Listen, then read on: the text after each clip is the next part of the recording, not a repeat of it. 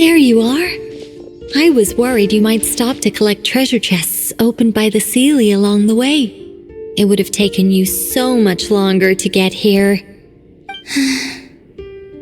Another conversation I cannot hear.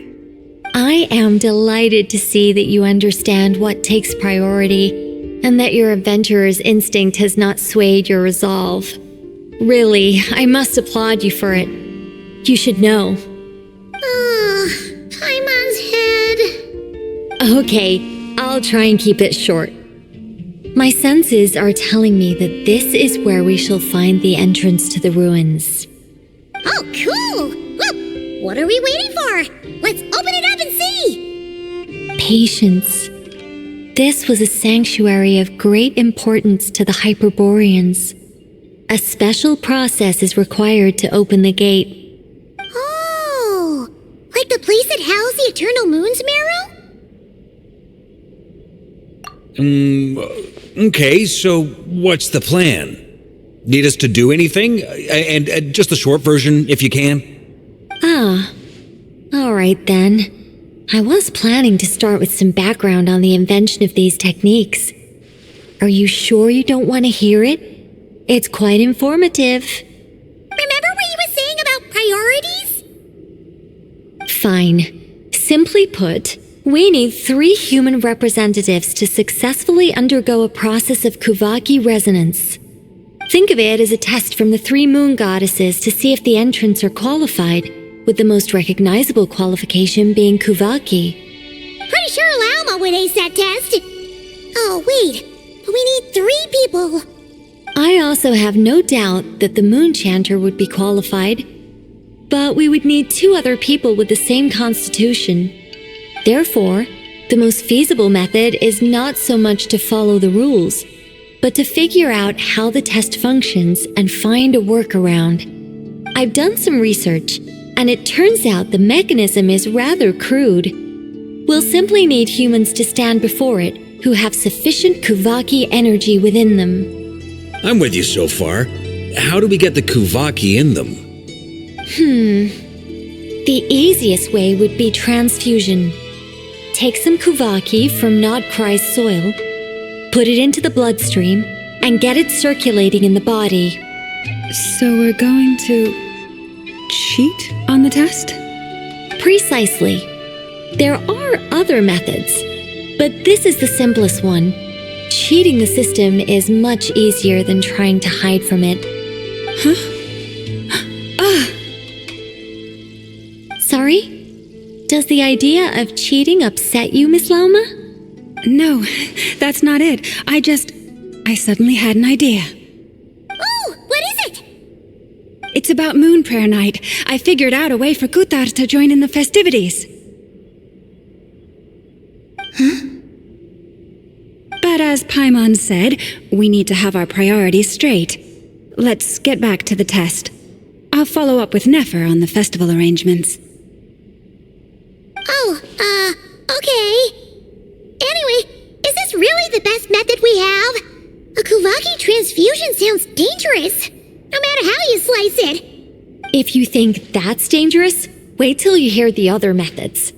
I'd be more than happy to go through them if you'd like. There are several. No need, we're good. Let's go with this one.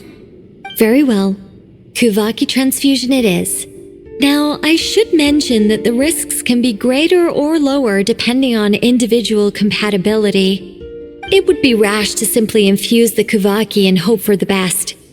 If the body rejects it, the reaction can be quite severe. The symptoms are similar to another condition that some people living here suffer from, known as congenital Kuvaki sensitivity. So, before we execute our plan, I will perform a simple test of my own to see who is compatible and who is not. Once that is done, we will have to complete the resonance process as rapidly as possible. The participants must remain stationary while the Kuvaki circulates and bonds with them, and they mustn't eat or drink anything. What? No eating or drinking? That's some hardcore fasting. They'll all be monks by the time they're through. 3 days. Oh, that's so long! And we still need to find 2 more people who are not just compatible, but also willing to volunteer. Fasting? What are they talking about? Really? Don't you want to think this through? Haha, count me in too. 3 days without food? I can handle that. Miss Nicole has made it clear that this is the easiest way. The way I see it, there's nothing else to discuss. It's time to step up. Yeah, you're right. In that case, Paimon volunteers to be captain of logistics. She'll keep the fires lit and grab some spare clothes to keep you comfortable. Then we'll start with you first, Traveler. Please step forward.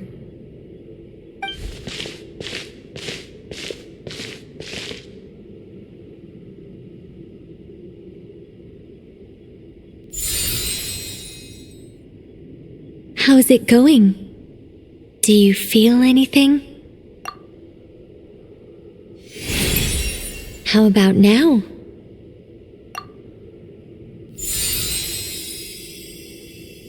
And now?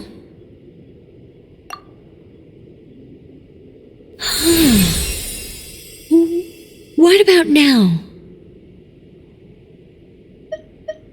You guys, it's not a competition, you know. All right, I'm officially impressed. Even as a descender, you can withstand far more than I imagined. It's like I summoned a giant stone titan to arm wrestle you, and your arm hasn't even moved an inch. In my last attempt, I infused 5 times the amount of Kuvaki required. Yes, safe to say, compatibility won't be an issue for you. You're eligible to join. You're next, Mr. Varka. Sure, here goes nothing. All right, I'll start where we left off. 5 times the required Kuvaki dose. Whoa, whoa, whoa, hey, wait a minute. How's it going? No, not great. I kind of want to puke. Feels like I've been drinking too much. A few bottles of wine, then a big stein of Dark Horse, with some hard liquor from Liyue mixed in. You think this is funny? I just lost to a young lady in an arm wrestling contest. I'm never gonna live that down. My apologies. I'll lower the concentration and try again. Oh. How's it going now?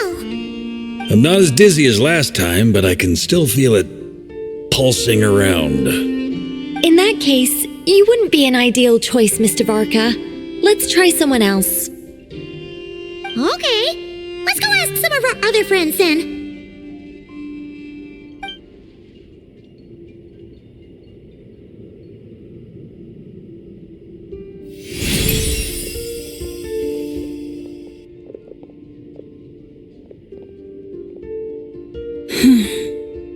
No surprises here, Miss Moonchanter. You're perfectly compatible. You may join.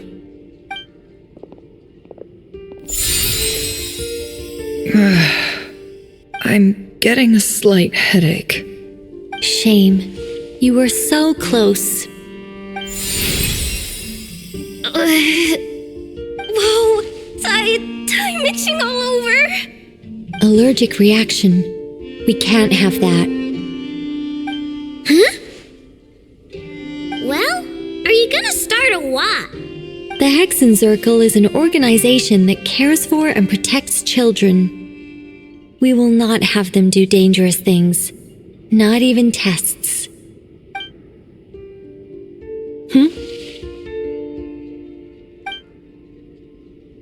Is something the matter? The candidates have to be human. I guess that rules me out too. Huh. Everyone except the Moonchanter got beaten. Guess I don't need to feel so bad after all. I mean, looks like this isn't going to be as easy as we thought. Perhaps I could ask for volunteers among the Frost Moon Scions.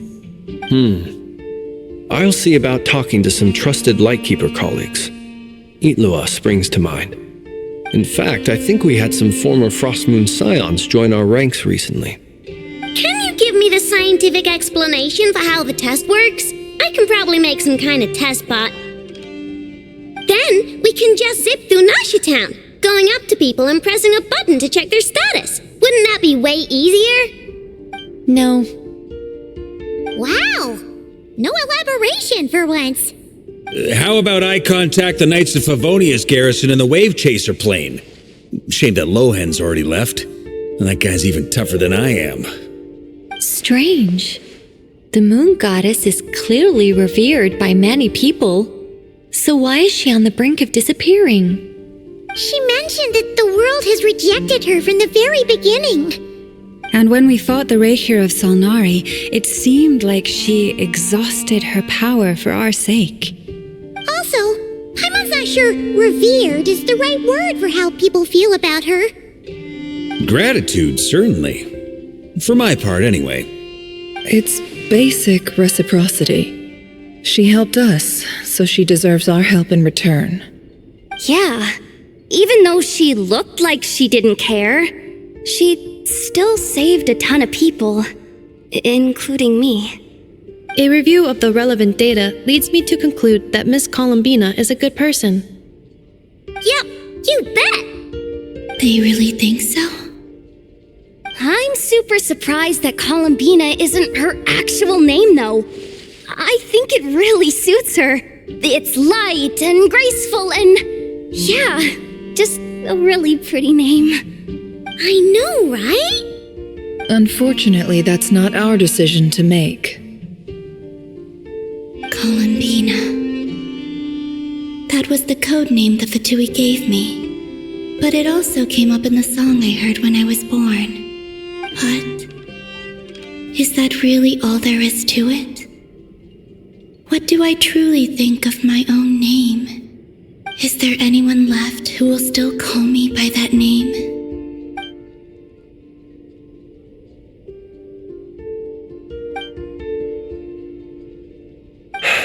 Moon Prayer Night is getting closer by the day.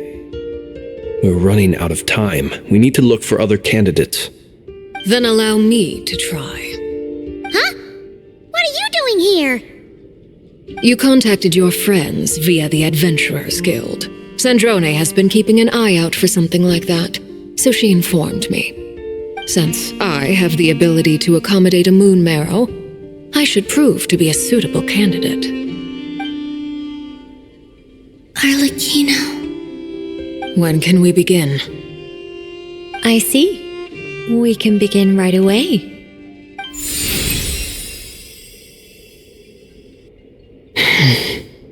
How was it? Did you feel any discomfort? Not at all. Then it seems we shan't need to look for additional candidates after all. Great! Cool. All right, like Paimon said, the rest of us can take turns making sure the three of them stay warm and comfy. Then, my job is to take care of the caretakers. I will ensure everyone receives food and accommodation. I'm ready as well.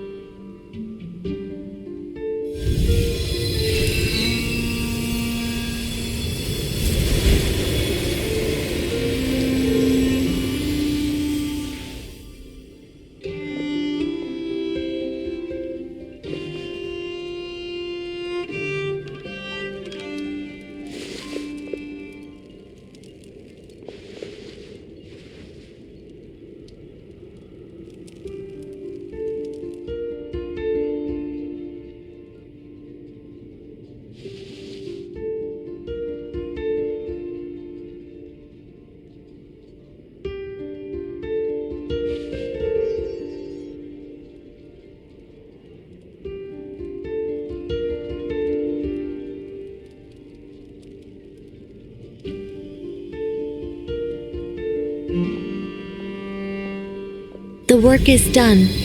The sacred scroll shut. The stars grow dim, the people silent. The white sun sets, the silver moon rises. O path to the temple, appear now before us.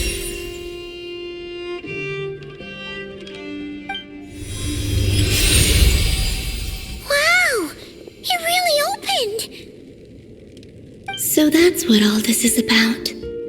They've been trying to open this gate. Come, let us enter. It might be best to eat something first. Take care to chew properly and swallow slowly. It will give your body time to readjust to the digestion process. They will head in soon. They will need to enter this gate.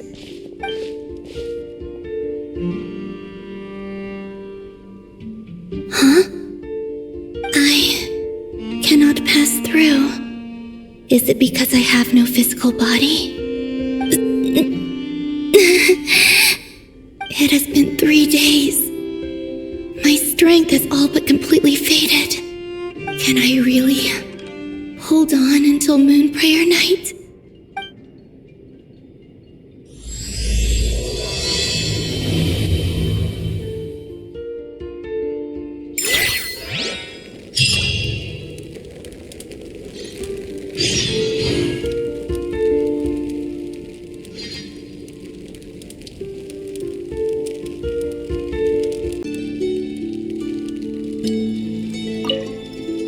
I have confirmed that you are all in good health. With that, my work is now complete. Congratulations are in order. It's good to know you're all well. Puts me at ease.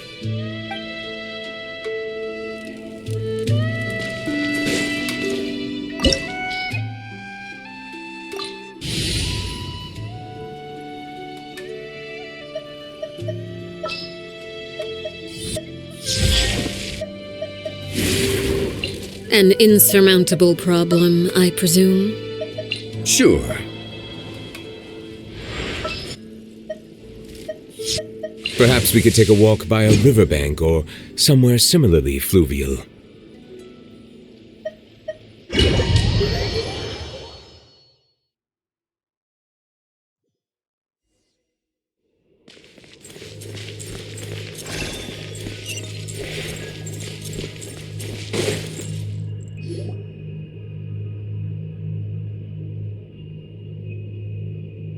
Are these people... Judging by their clothes, they appear to be phantom Hyperboreans from the distant past. That could mean they have some clues about the moon goddess's name, right?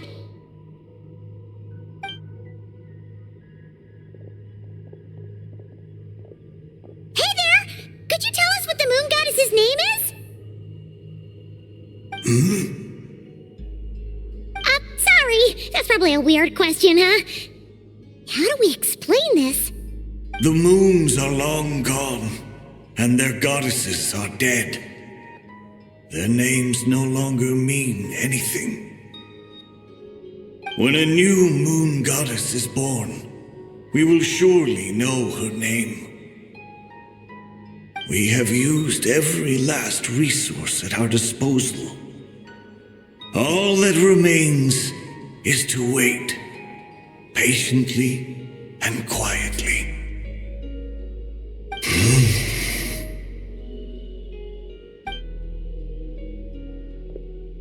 Were the people of the past all this devout? It looks like this phantom doesn't intend to converse with us any further. Surely the new moon goddess he speaks of must be Columbina. Alas, Kutar's birth came long after the age in which he lived.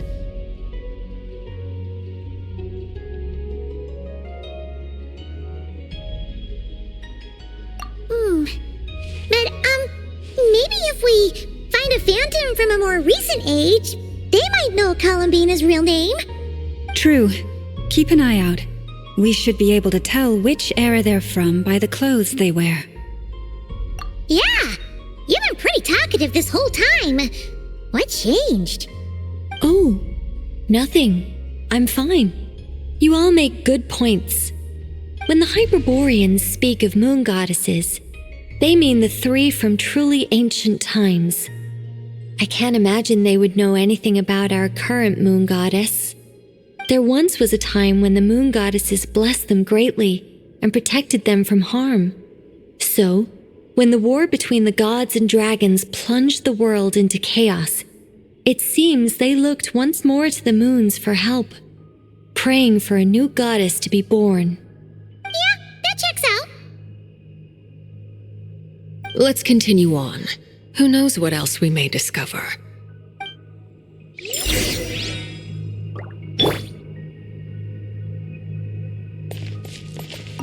The moons have left for now, but they would not abandon us forever.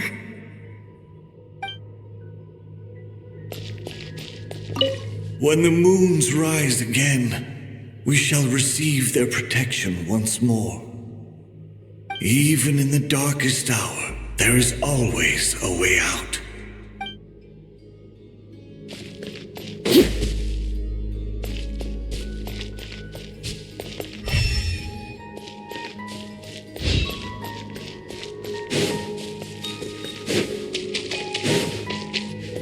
There's a door blocking this path.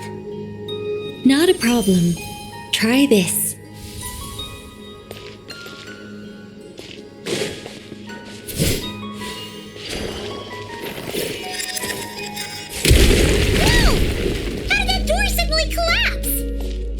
This device was maintaining the door's integrity. Remove the core, and the device stops working.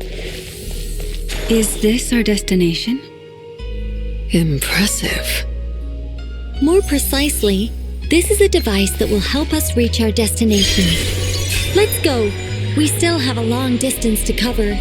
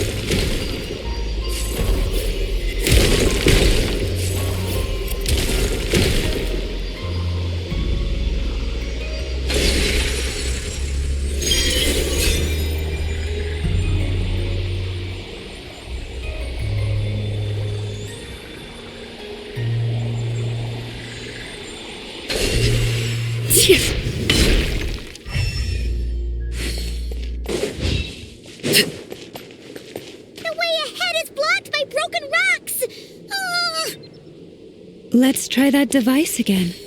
Remember the door from earlier?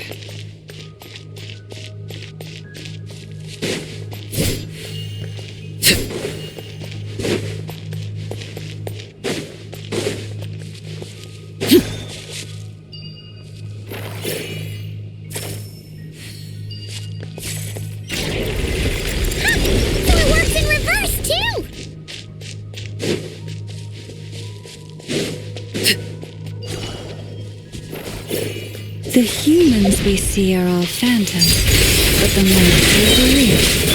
What a fascinating place. There'll be plenty of time to admire it later. My rise. Transfixed! Gather!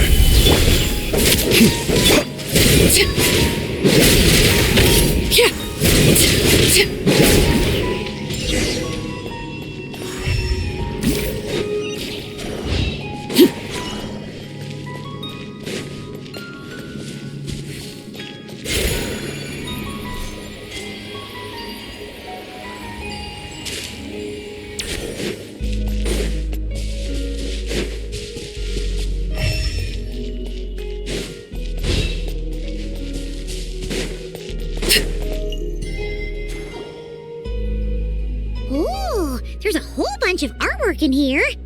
Seems pretty old. Nicole, this is probably your area of expertise. What do all these paintings mean? Let me see. To understand these murals requires some knowledge of the history surrounding the War of Funerary Flame. I shared a little of this with Lauma before. Yes, I think I follow. The dispute between the Moon Sisters, the transformation by Nibelung. Oh no, it's no trouble. I'd be delighted to share the tale again. Alright then. Tevat's 3 moons and their goddesses were brought into being by the will of Nibelung, the then ruler of Tevat. But when the heavenly principles came, they changed the world completely, down to its very foundations. The moon goddesses were nowhere near strong enough to challenge this entity. But the heavenly principles did not view them as heretical entities that had to be removed. Essentially, the 3 moons existed to keep this planet alive and operational, which did not directly conflict with the heavenly principles' aims. Nevertheless, the inherent precariousness of this arrangement would soon be revealed. Nibelung returned. Yes. He did, and thus began the War of Funerary Flame, a battle for dominance between Nibelung and the heavenly principles. Discord would soon emerge between the 3 moon sisters. One would voice the opinion that they should follow Nibelung, for it was he who first hung the moons in the sky. Another would argue that taking sides in the conflict would only bring the world closer to ruin. There was no telling where it would lead, especially since their creator had returned, bearing the perilous power of the abyss. Nibelung would eventually discover their disloyalty. He had all 3 imprisoned before transforming the moons into weapons with which to fight against the heavenly principles. What? Weapons? Yes, the very moons that had once defended the planet became instruments of death and destruction, striking terror into the hearts of all living things. And although the heavenly principles and the 3 moon sisters had once been at peace, it now seemed that the moons posed an unacceptable threat to Tevat. It is possible that the heavenly principles did not know of the goddess's imprisonment. If so, the weaponization of the moons would surely have been viewed as an intentional breach of the peace agreement. Regardless of who knew what, when, the heavenly principles shattered 2 moons and flung the other beyond the skies. Whether the goddesses managed to escape Nibelung's captivity after his fall, nobody knows. But this much is certain. From that day on, the moons no longer belonged to Tevat. The rejection slowly drained their power until eventually they passed away. So that's the full story. You say the moons ceased belonging to Tevat from then on. Why then would Columbina be born here? That is perhaps due to the lingering connection between the frost moon, which was not shattered, and this world. You could see it as the 3 sisters' dying wish. They never desired war. All they ever wished for was to protect this land. I see. If the final fate of the 3 goddesses is as you say, then Columbina faces the same grave danger. Our investigation has yet to bear fruit. We must hurry. Yeah, you're right. Let's keep going.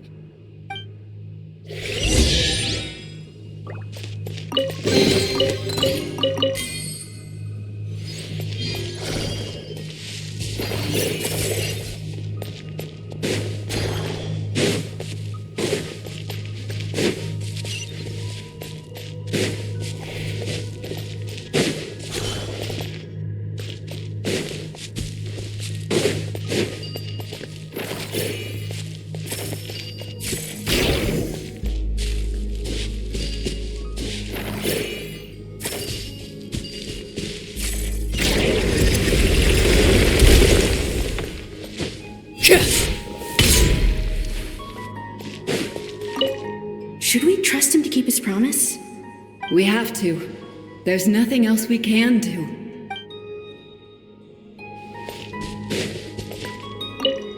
Why? Why do the creators of this world no longer show mercy upon their people? Remember his words. We must change our fate with our own hands. Wait, that's odd. Who is he?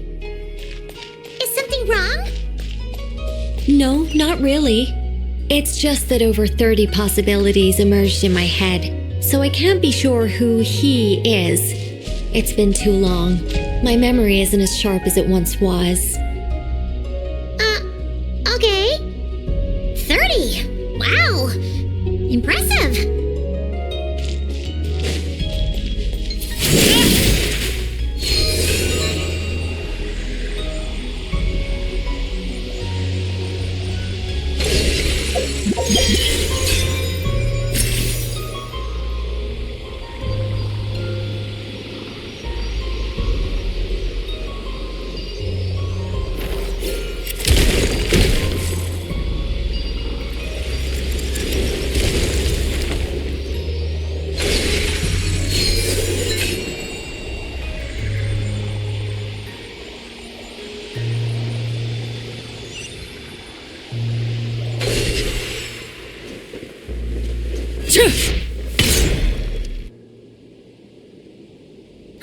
We're finally here!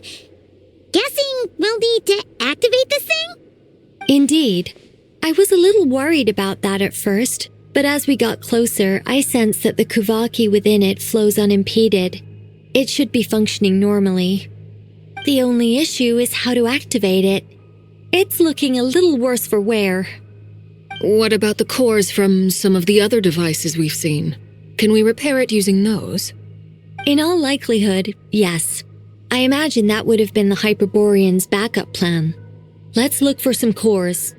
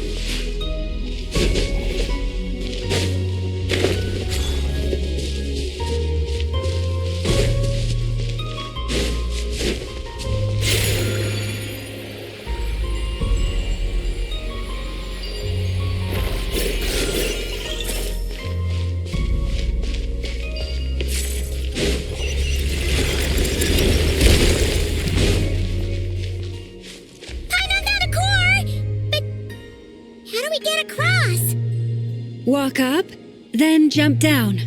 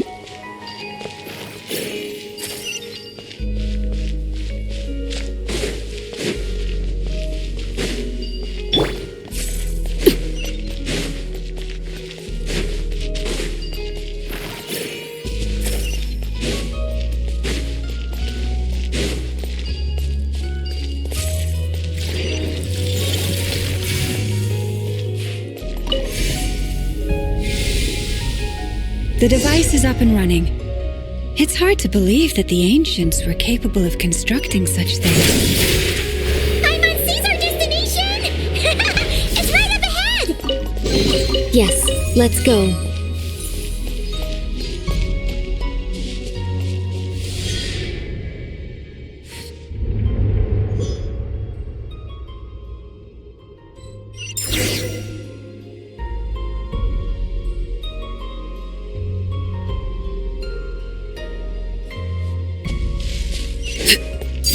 Overruled.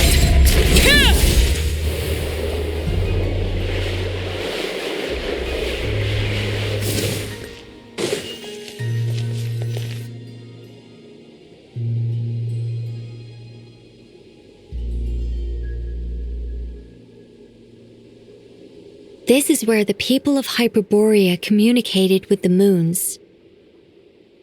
We need only place the moon marrow upon this platform on Moon Prayer Night, and we shall be able to open a portal to the moon and send our moon goddess back home.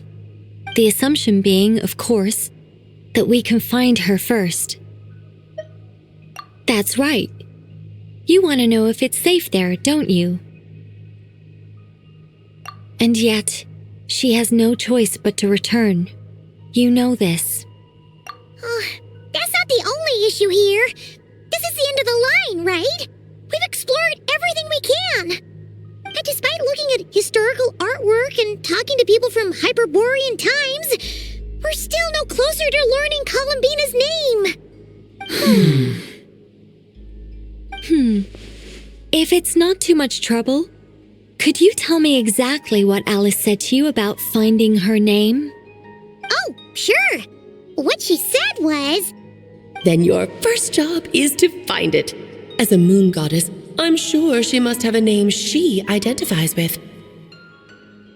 Neither Columbina nor Kutar is her true name, and she's never really accepted either of them. Is it not also possible that she has never had a true name? Not at any point in history? That would be a hard pill to swallow. But at this point, we may have to accept that that is the truth.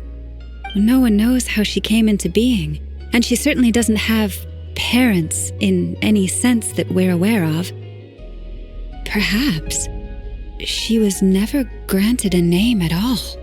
But does that mean there's no way to get Columbina back? She's just gonna disappear and there's nothing we can do about it?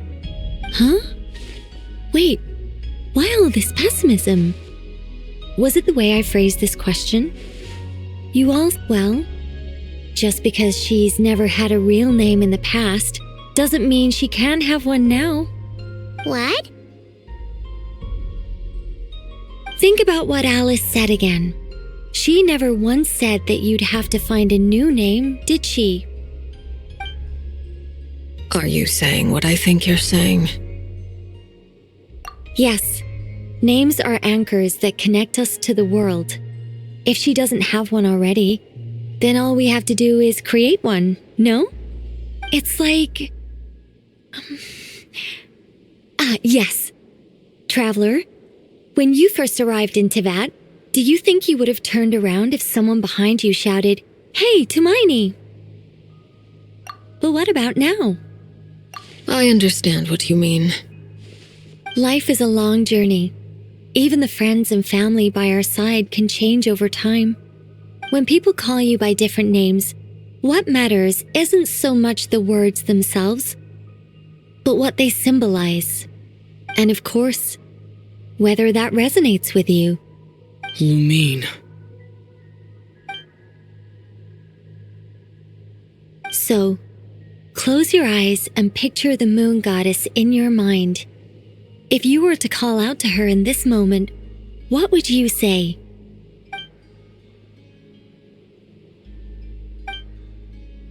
Columbina. Columbina. Paimon would call her Columbina too. She has long forsaken everything that Kutar represents. I think from now on I should call her Columbina too. Well, it sounds to me like you found your answer. Are you sure? Is it really that simple? We haven't found her this whole time, and not for lack of trying. For a journey like this, the process is every bit as important as the outcome. Had you not searched far and wide, rejecting every other answer you were offered? How could you have come to an answer you felt was finally correct? Oh, it all makes sense now. This has Alice's fingerprints all over it. Are you suggesting that mage knew from the start that Columbina never had a real name to begin with? I can't say for sure, but I can definitely imagine her chuckling in satisfaction somewhere right now, saying, "Ah, what fun." Llama, your antlers! You should hurry. The festive moon has begun to rise.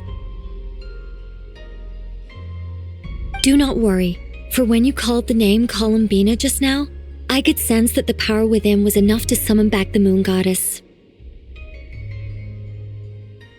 The power within what? The name? Yes, so, the thing is...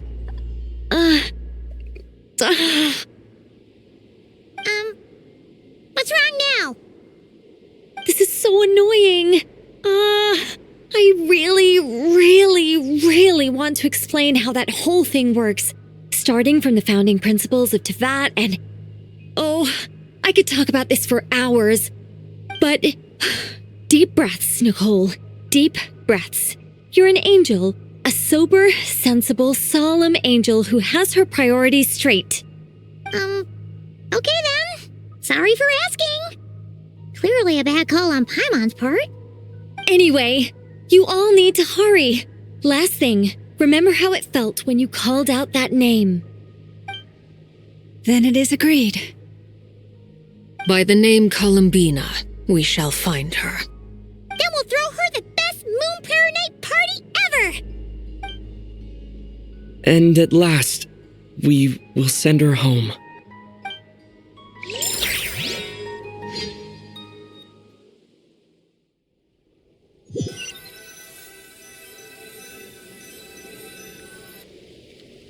I can barely move anymore. My consciousness is fading away. Have they come back out? I'd love to see them one more time.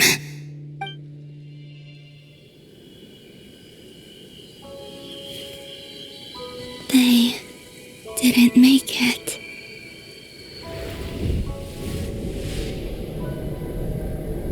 Could you tell me your name? My name is... Columbina!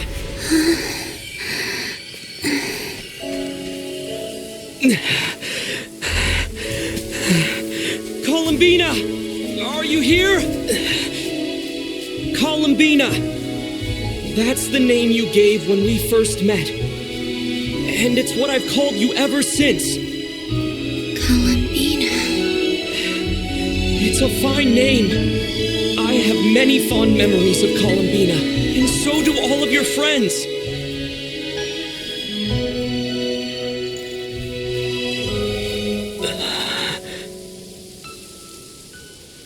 If you like this name...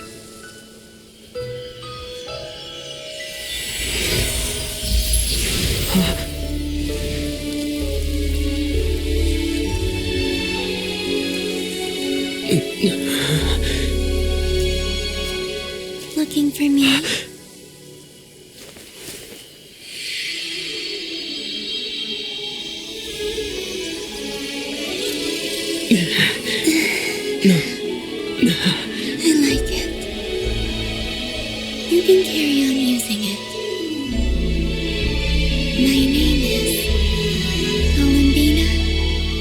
Hyposelenia.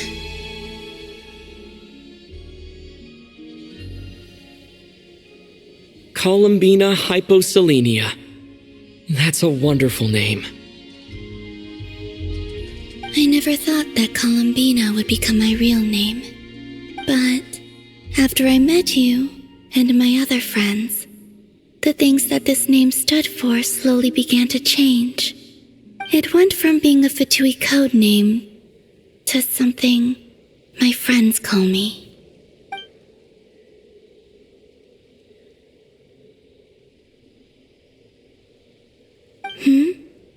What is it? Why aren't you saying anything? I'm just so happy for you. Thank you. So, where's everyone else?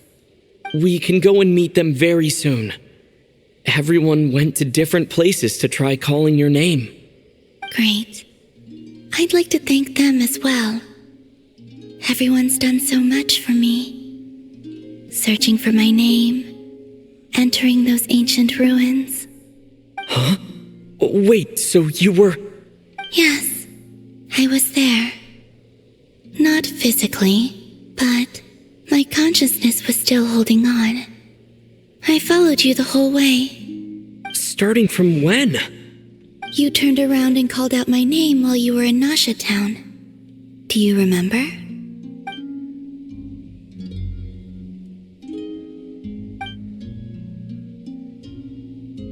Let's go. We don't want to keep them waiting. Sure. In that case, come with me. But... Before that, could you call my name one more time? Sure. Come with me, Columbina Hyposelenia.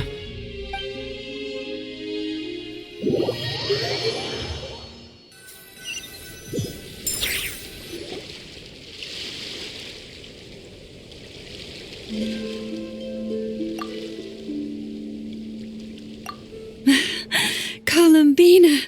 Oh, this truly is wonderful. Llama, I can't breathe. Ha-ha! Just in time for Moon Prayer Night.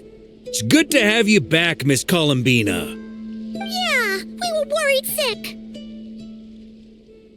Thank you, my friends. With your help, I now have a name that belongs to me. Columbina Hyposelenia. Where's the second half from? You added it yourself? That's right. It means... Born beneath the moon.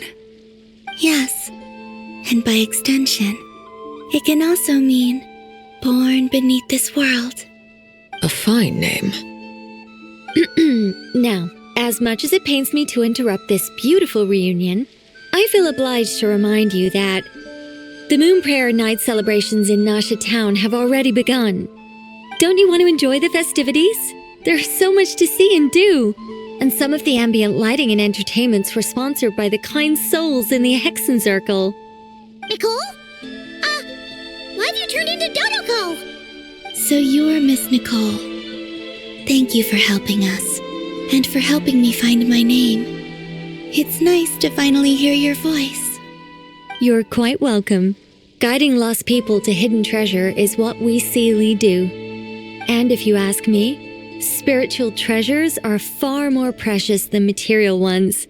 Chests are all well and good, but this was what it's all about. So satisfying. Anyway, I had to go help Alice. It seems like she ran into some trouble. That's why I couldn't be here in person. But don't worry, we're with you in spirit. We'll be celebrating right along with you. Keep an eye out for the Hexen Circle's festive stalls in Nasha Town. I think you'll like what we came up with. Alice said she even managed to rope B in this time. The Frost Moon Scions have also prepared various attractions. I believe Aino, Ineffa, and their crew are setting things up as we speak. On that note, Nefer, about that request I made. It's all in hand. Yehoda is on site to ensure that everything goes off without a hitch. Wonderful. In that case, Traveler? Come on, Columbina. It's time to celebrate the best moon prayer night ever.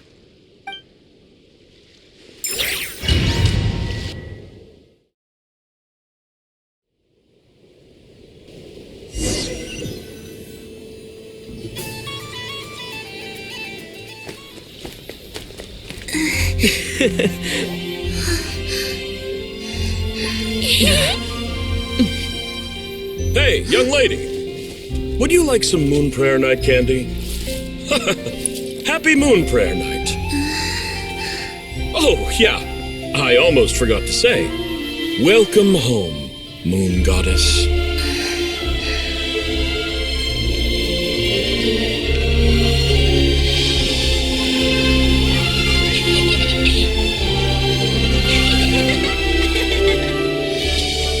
Welcome home, moon goddess. Welcome home, moon goddess. Welcome home, moon goddess. Turning Nashatown into her home is a festive gift. A rather brilliant idea. Perhaps this is what Nodcry, Columbina's home, should have been like all along.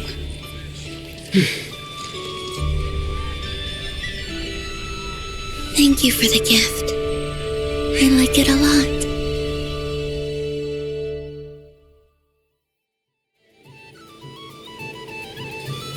This feels like the surprise of my life. I do. I never imagined I'd ever get to enjoy Moon Prayer Night with everyone so freely. If you're happy, we're happy. Quite a strategy you came up with. Hide the tree in the forest. It's not your usual style, Lauma. Is there something about Moon Prayer Night that enhances what's in your head as well as the antlers on top? Apparently so. It even inspired a perennial penny pincher to use their resources for a greater cause. It truly is a magical festival.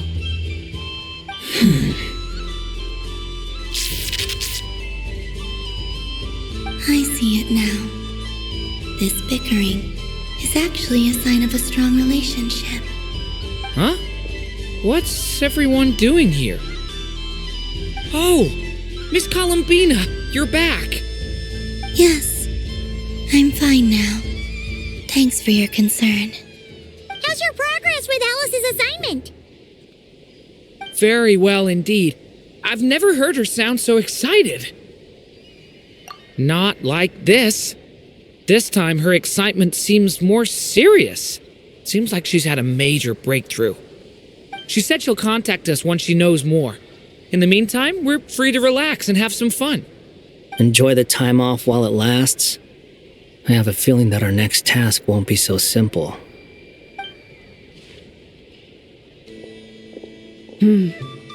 I should go. I still have a few things to attend to at the Frost Moon Scion stall. And I think I'll take a look around. With any luck, this once-in-a-year festival will come with once-in-a-year opportunities. Hold up a second. Where's Varka? I believe he made a beeline for the flagship the moment he entered Nashatown. That's Mondstadters for you. They know what they want when festivals roll around. Goodbye for now, Columbina. I hope you have a wonderful night. I will.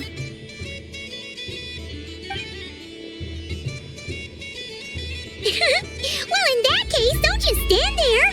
Get out there and have some fun. You'll definitely get a warm welcome at every stall. Oh, also, take this map with you. It's a guide to the festival.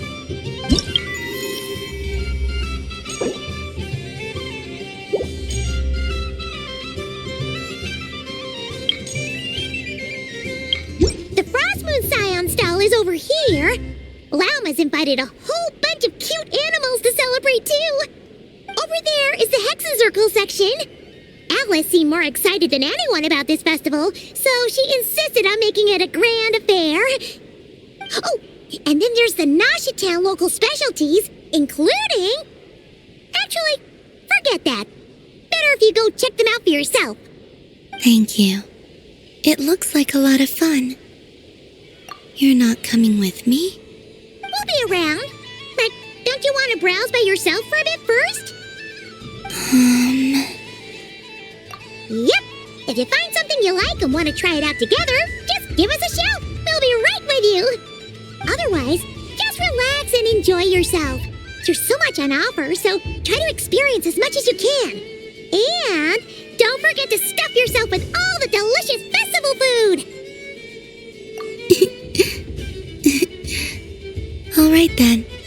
Off I go. Where should I go first?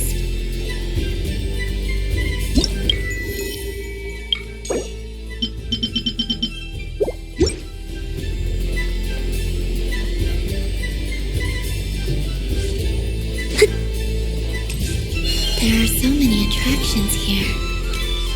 Since I rarely get out, I might as well make the most of it.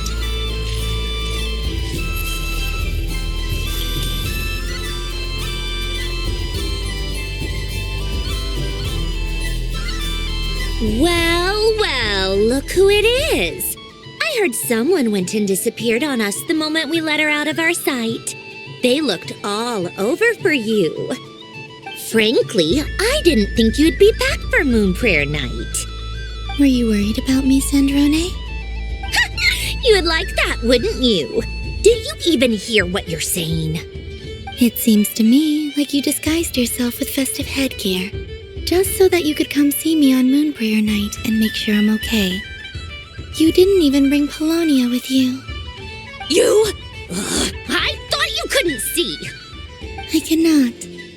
But I sense the confusion of those around us rippling through the Kuvaki currents. Based on what I know about you, let me guess what you're wearing. Is it cat ears?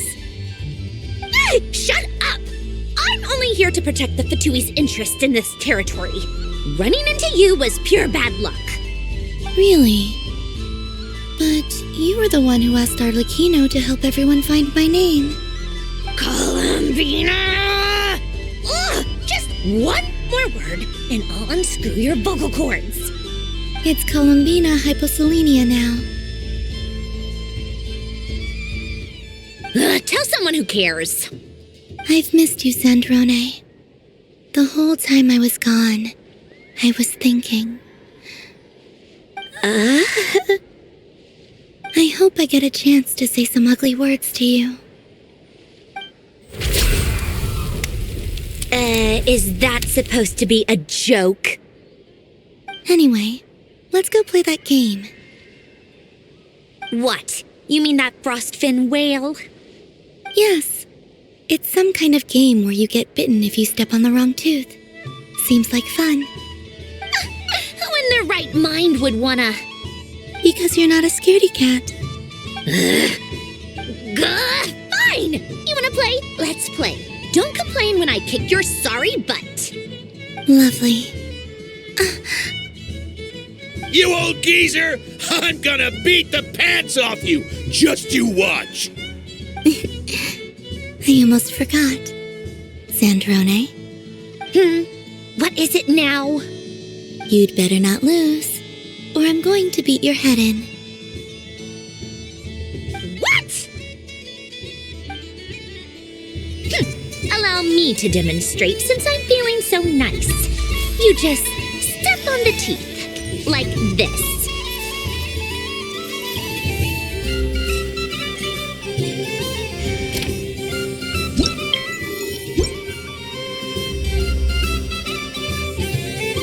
Which should I pick?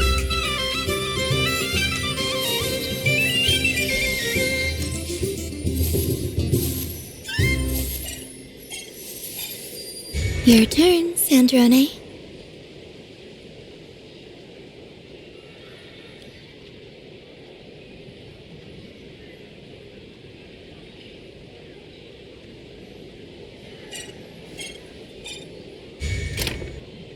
Don't come crying to me if you get bitten.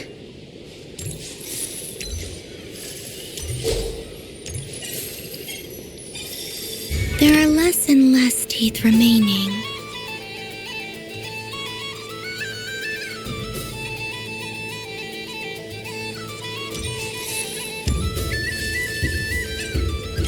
Huh? What's that noise?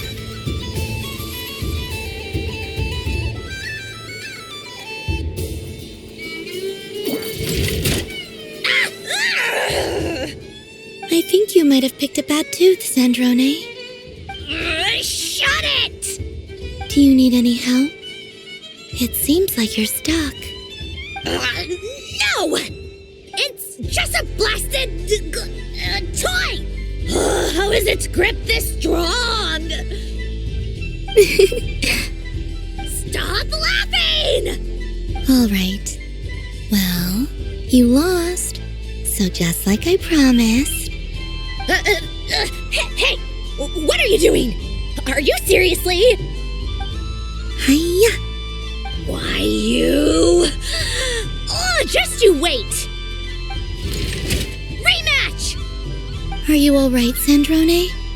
That was quite a strong bite. Are your clockwork parts? Quit your fussing! I don't need it! All right. I'll go first this time.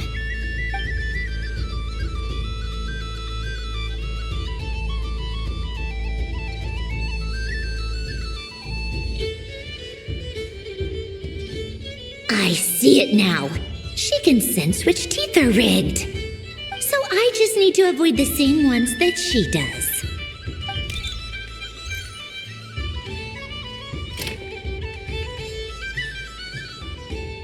This one... Seems fine. She avoided that one then? Now I've got you. All right, my turn.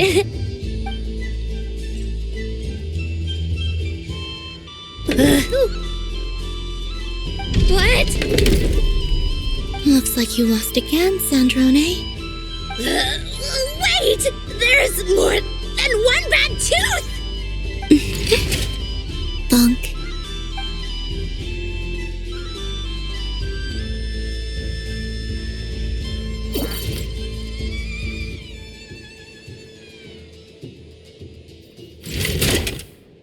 Stupid game! What idiot came up with this?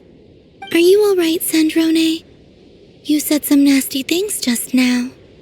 Oh, I'm peachy. Should I let you bonk me on the head as well? Forget it. Come on, bonk away. It can be your consolation prize for losing so badly. I told you, forget it! Gah, you've always been so annoying. Singing right outside my door, inviting yourself to my tea parties, going AWOL. And now you're off to the moon or something. Of all my days with the Fatui, the times I spent with you, Arlecchino, and Rosaline, they were my favorite. I will not forget them. Just as I shall not forget this moment. We'll always be friends, no matter where we are, right? Who'd want to be your...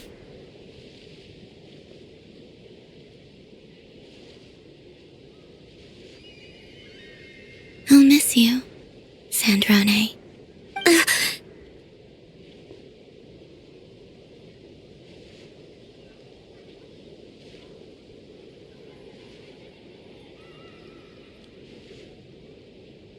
Goodbye, Sandrone.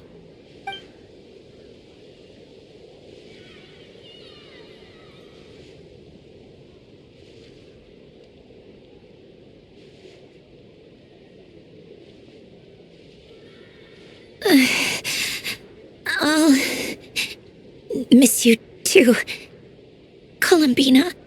Sorry, what was that? Yeesh! No need to freak out. What's wrong? We've been looking everywhere for you.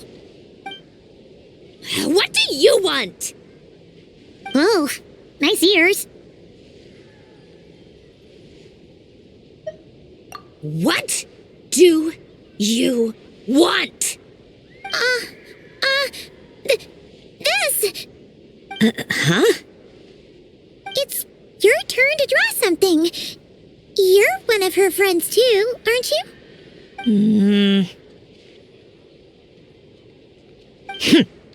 Doesn't know how lucky she is.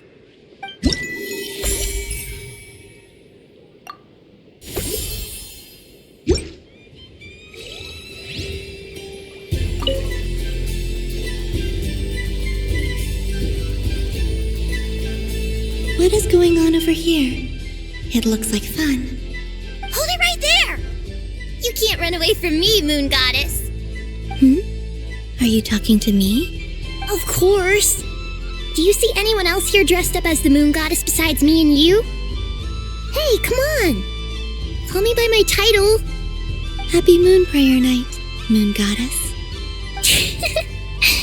And the same to you. Anyway, there's no time to waste. Get ready for the duel of a lifetime. Duel? Meet my partner, Stacko. Come on out, Stacko. Well, don't just stand there. Let's see your partner. Partner?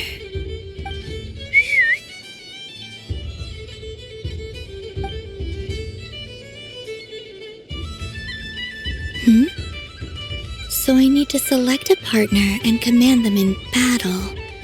Partner. I need a partner.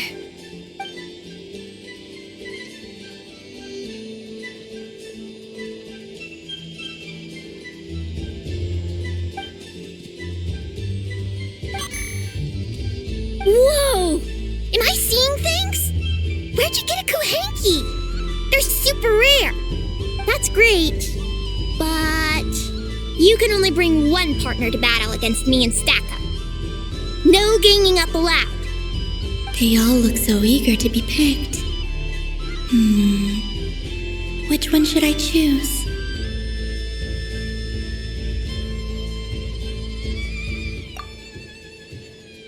This one usually lives in Nasha Town. She likes falling asleep to the sound of striking hammers. And I bet she's quite familiar with robots' weak spots. They all look so eager to be picked. This deer came to celebrate the festival with the Frost Moon Scions. It wants to help me with its antlers. They are its pride and joy. They all look so eager to be picked. I'm not sure what this bot is trying to say, but it seems very happy. That bow. Does it want to dress up as the Moon Goddess too? They all look so eager to be picked. This one usually lives in Nasha Town. She likes falling asleep to the sound of striking hammers. And I bet she's quite familiar with robots. Testing! Oh, this is an emergency broadcast! An exciting battle is about to take place right here at the Nasha Town Special Arena! In this corner, we have the Moon Goddess and her robot partner. And in the other, we have the Moon Goddess and her Kuhenki partner. Only one Moon Goddess can be victorious in this ultimate battle of destiny. But who will it be? There's only one way to find out. Now, without further ado, let the Battle of the Moons begin! I don't care who we're up against. Stacko and I ain't gonna lose. Let's strike first. Stacko, formation shift. Ho-ho-ho! The robot has kicked things off with a change of formation. But how will this affect the battle? Nobody knows.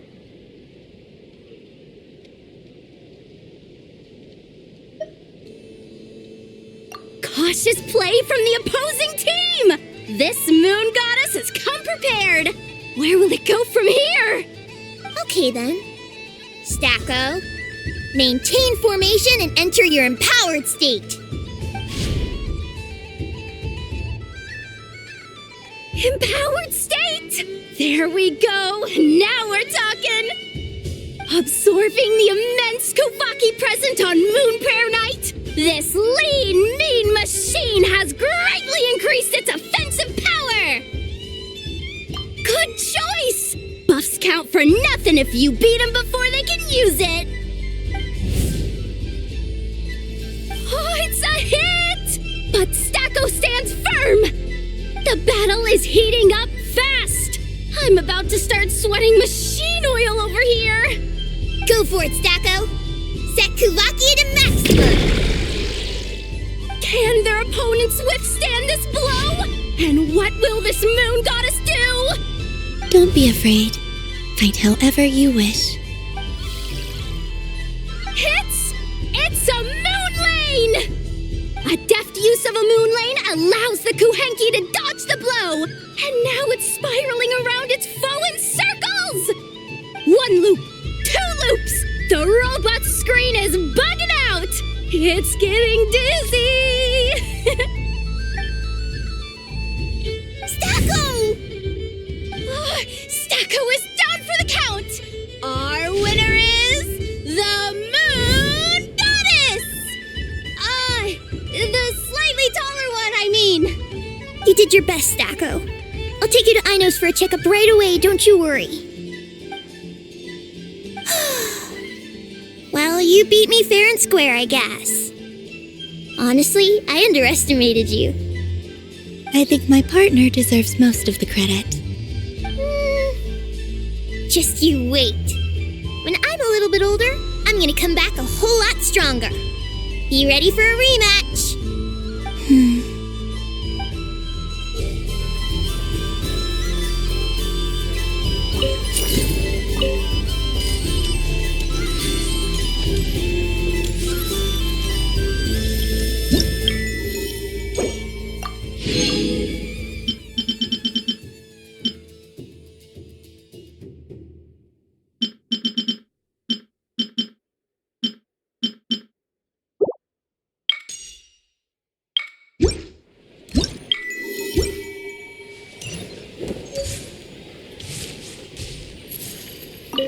What's there to see on that moon anyway? Let her go up there and cry alone. See if I care.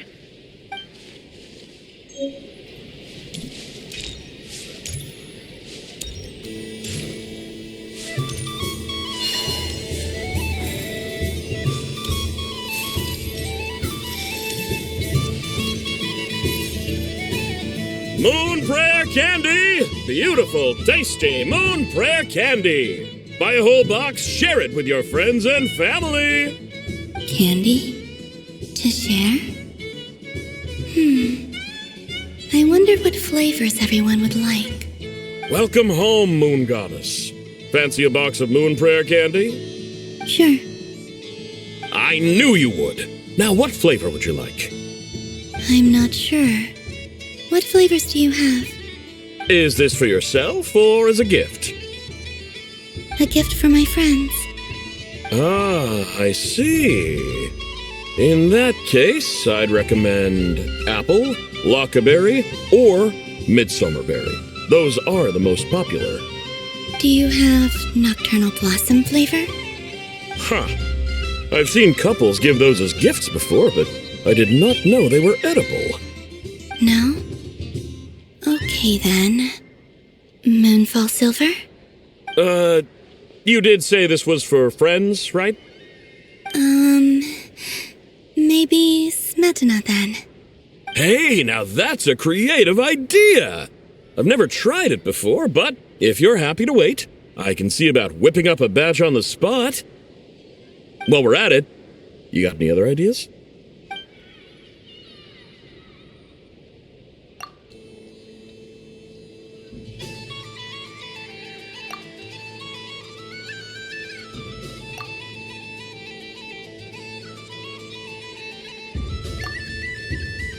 Here you go. Every flavor you asked for is in there. Thank you. I should be the one thanking you! You brought me a whole bunch of new business. It's like a genuine blessing from the moon goddess. I hope you and your friends have a lovely night.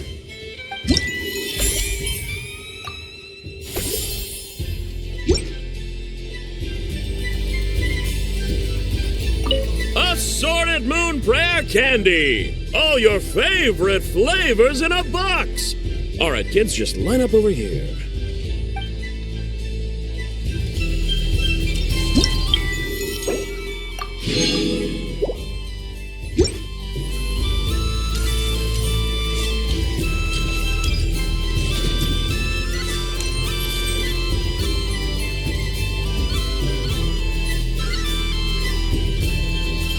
Doesn't make any sense. How am I losing every single time? Wait, Inefa, you're cheating, aren't you? Yeah, that must be it. I am not cheating, Aino. Uh-oh, sounds like Inefa's turning into a big baloney bot. I think it's time for some serious maintenance. Moon Goddess, help me. Miss Columbina, Aino is attempting to cheat. I'm not the cheater! You're the cheater! How dare you throw it back at me?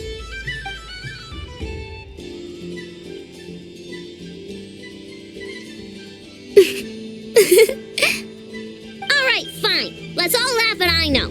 Just you wait till I get home, because I'm gonna make a game bot that can win 100% of the time. Let's see you laugh when I come back and beat your butts. You'll all have your heads covered in stickers when I'm through with you.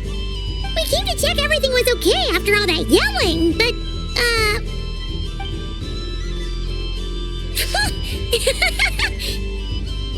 Whatever it is, it sounds like cheating is allowed. Kuhenki concentration. Each player starts with differently colored kuhenki. Each round, they draw one kuhenki from their opponent. When a player has two kuhenki of the same color, they make a pair and can be discarded. Any that can't form a pair must be kept. The round ends when a player can't form any more kuhenki pairs, and that player gets a sticker.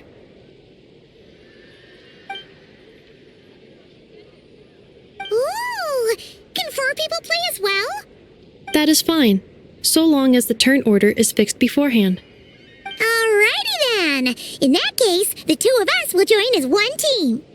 Okay, but if you lose, you're both getting stickered. I don't want to hear any excuses. Sure.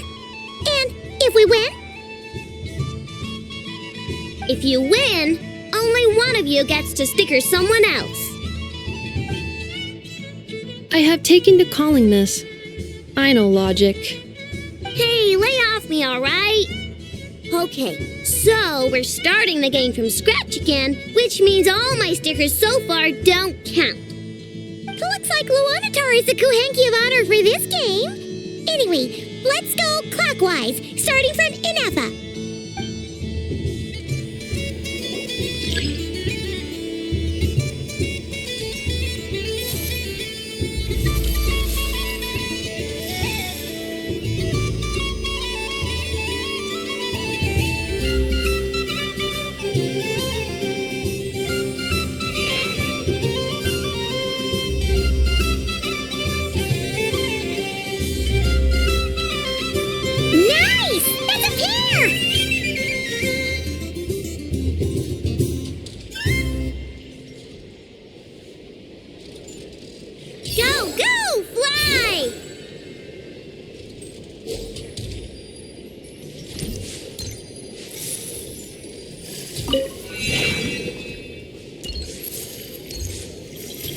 Go on.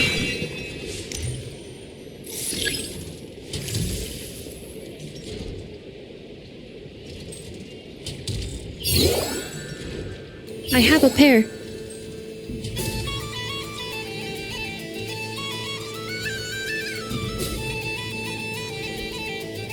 Uh-oh! We gotta pick up the pace!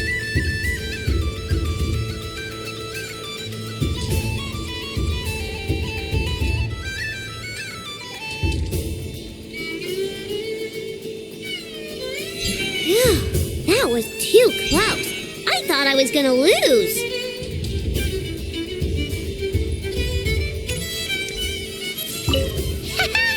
Let's see who's gonna be the unlucky one.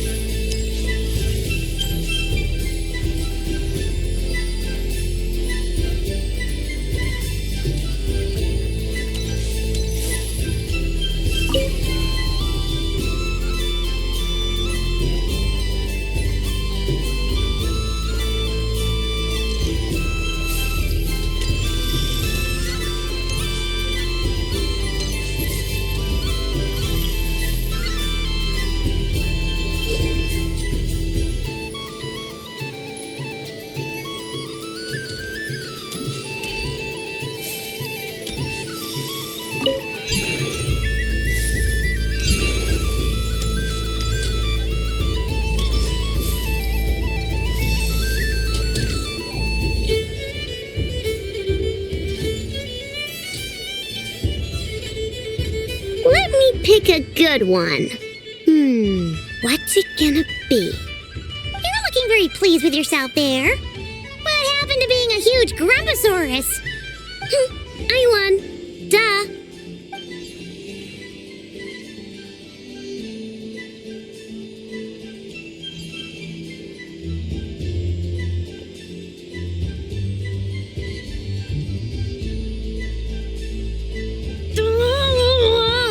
Me again? Don't fidget too much, Ino, or the sticker's going to fall off. I don't care. If it falls off, it falls off. If a pair of Kuhenki get discarded, why not a pair of stickers? Huh? Huh?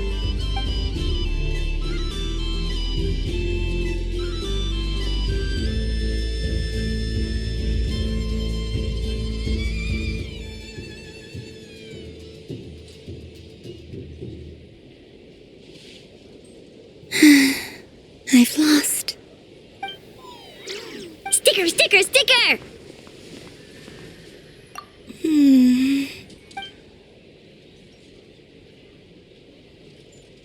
Cute!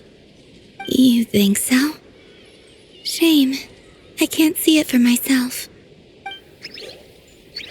What did Luanatar say? She said it looks so cute that she wants me to lose a few more rounds.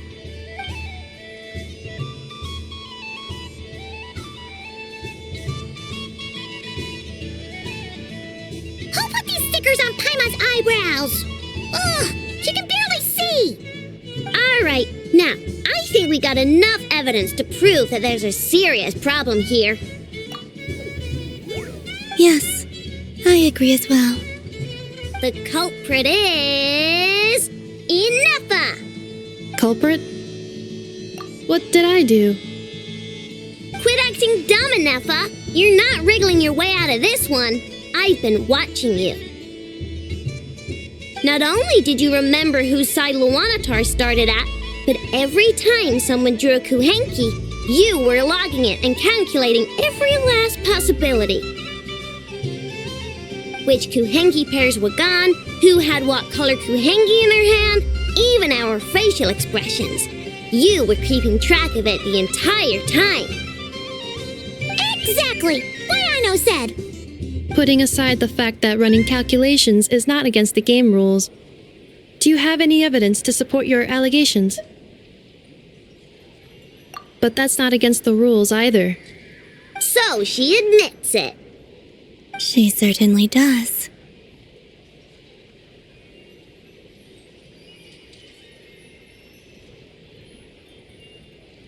Alright, everyone grab a sticker. It's time to get Ineffa back.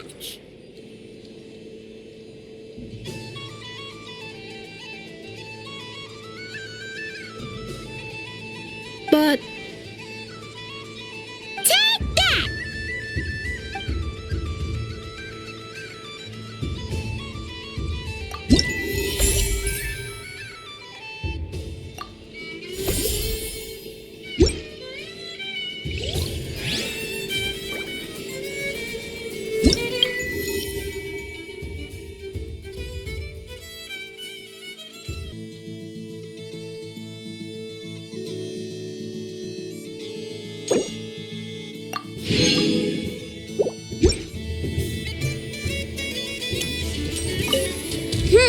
I'm never playing games with you ever again, Ineffa.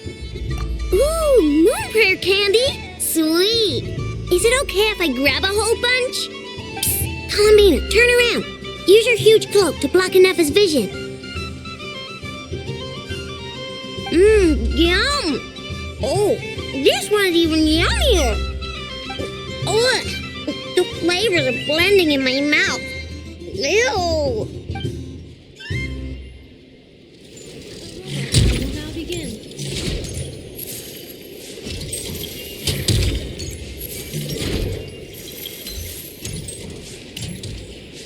Please welcome to the stage, Hilliard Jet Ducky.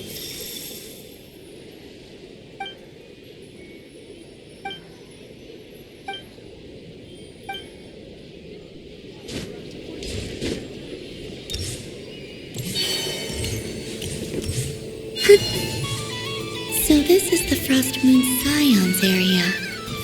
It feels very familiar.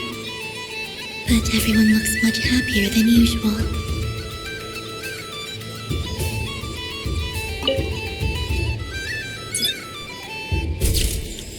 And done!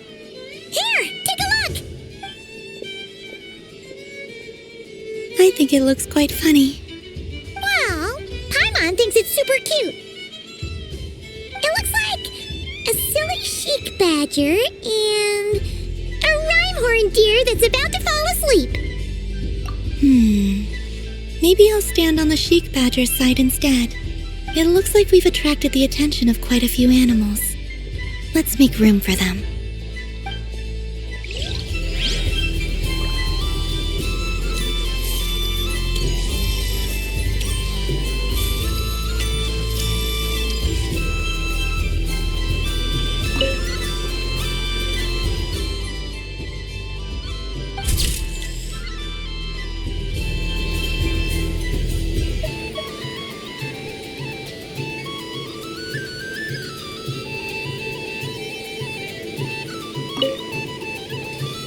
If this were any other day, I'm sure it would make for a great photo opportunity. But Moon Prayer Night has rendered my antlers uncomfortably large. Doesn't it look like this rhyme-horned deer has 2 sets of antlers?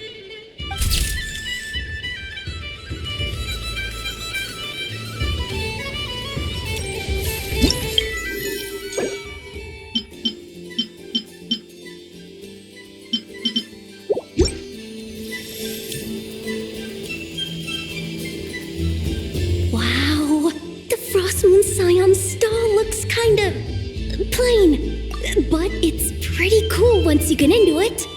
I don't go to Hisi Island much, but it's got that, like, old world cultural feel. And if culture means we get more festivals, I'm all for it! Hello, Yehoda.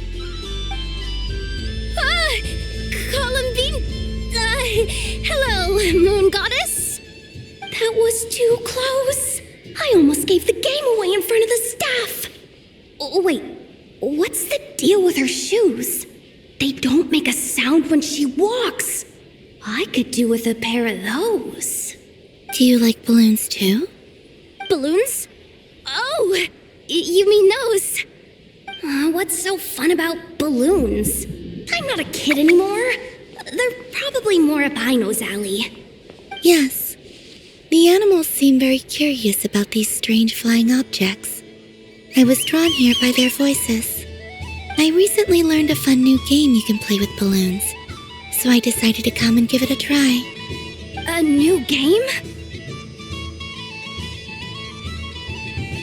Hello. Welcome home, Moon Goddess. Here to buy— Yes. Could you give me a few that haven't been inflated yet?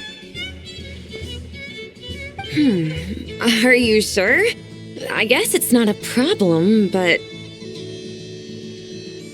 Yes, please. Thank you. Uninflated balloons? But those are just little rubber pouches. What does she want with those? Would you like to play the balloon game, Yehoda? Huh? Sure. I guess. How do you play it? Wait here a moment. Oh. This is so weird. What have I got myself into now? I thought I saw Columbina nearby. Uh-oh! That's the 4th Harbinger! Although she's helped us out quite a bit, she's good people, right? Is she looking for Columbina? Oh, guess that's my ticket out of here. I'm not sure my heart can take being sandwiched between 2 Harbingers.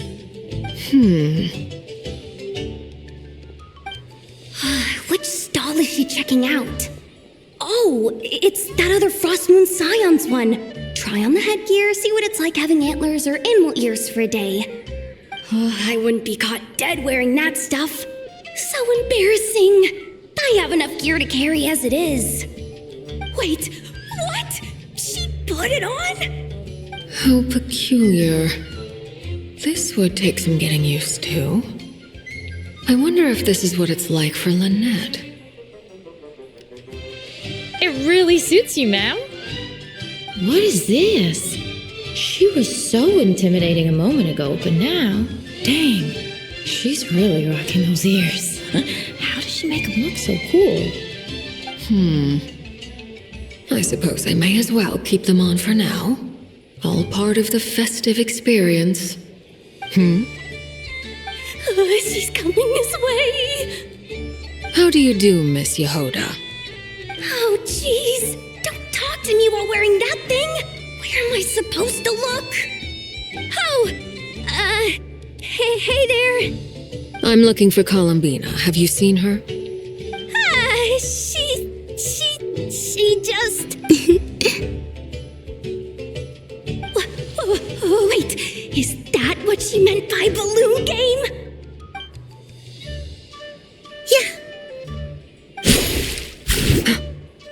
Huh?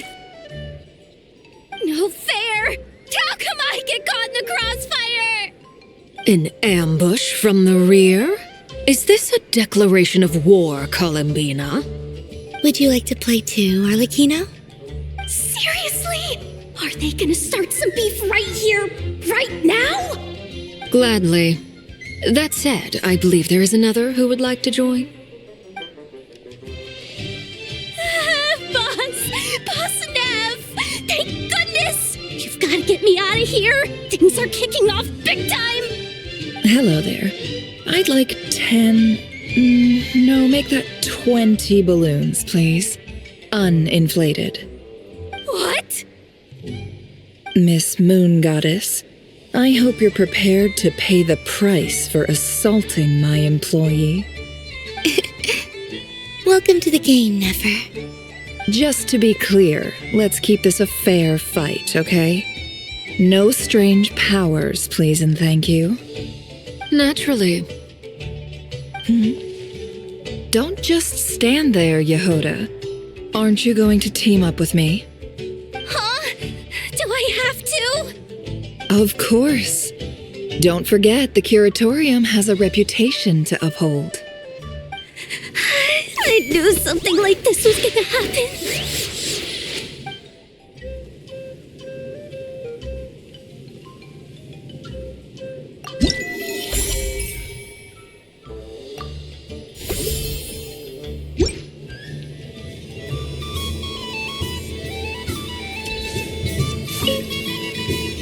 I've seen Linny and the other children play this game before. It would seem that it's not a bad way to relax, once in a while. Candy? Would you mind if I took a handful extra? I'm sure the children will enjoy them. I must say, Columbina, you really have changed. You never used to show this much consideration for other people, even when prompted.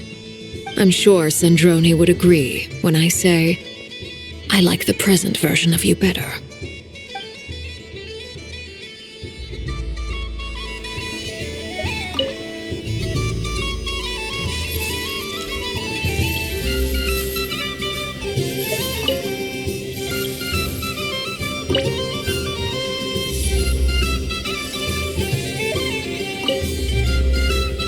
Welcome home, Moon Goddess. Would you like to try on some animal-themed headwear? I always hear Lauma saying how heavy her antlers are. I wonder how it feels. Let me give it a try. Oh my! It really suits you. It's a little itchy, and it's hard to turn my head. Should I keep wearing it? How does this look? How does this look? How does this look?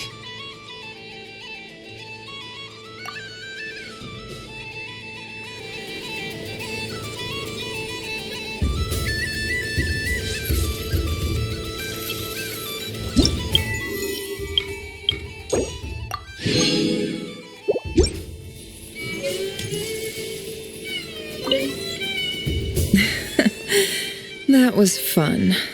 It's a shame Ashru doesn't like playing with water, or I'd have roped him in as well. Oh, a gift?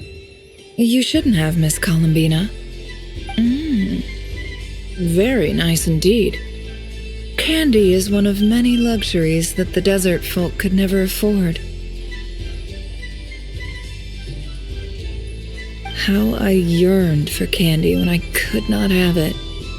Yet, now that it is readily available to me, I never seem to crave it. May your moon prayer night be one free from regrets.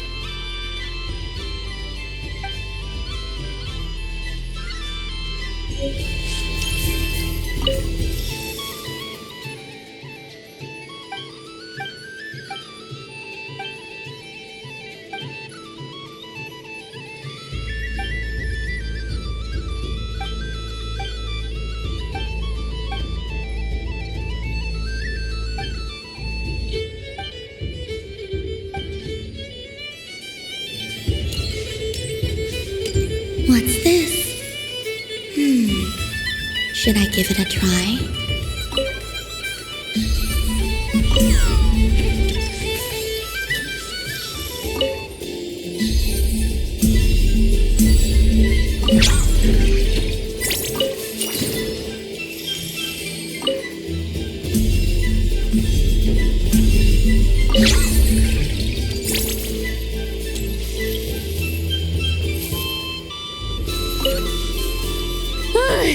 I just had a water fight with 2 Fatui Harbingers.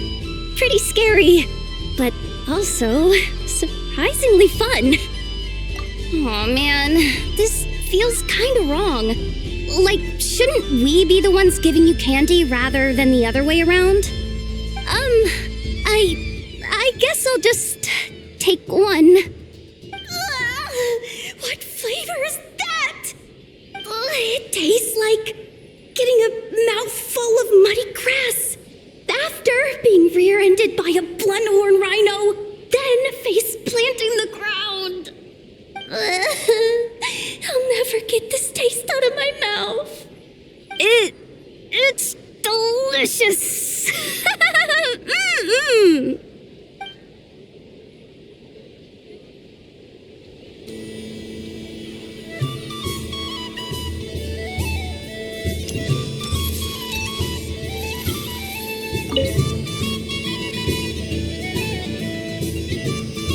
I wish for a never-ending supply of laka berries.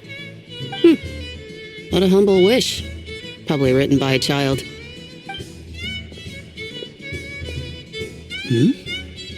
Is that Lama the Moon Chanter?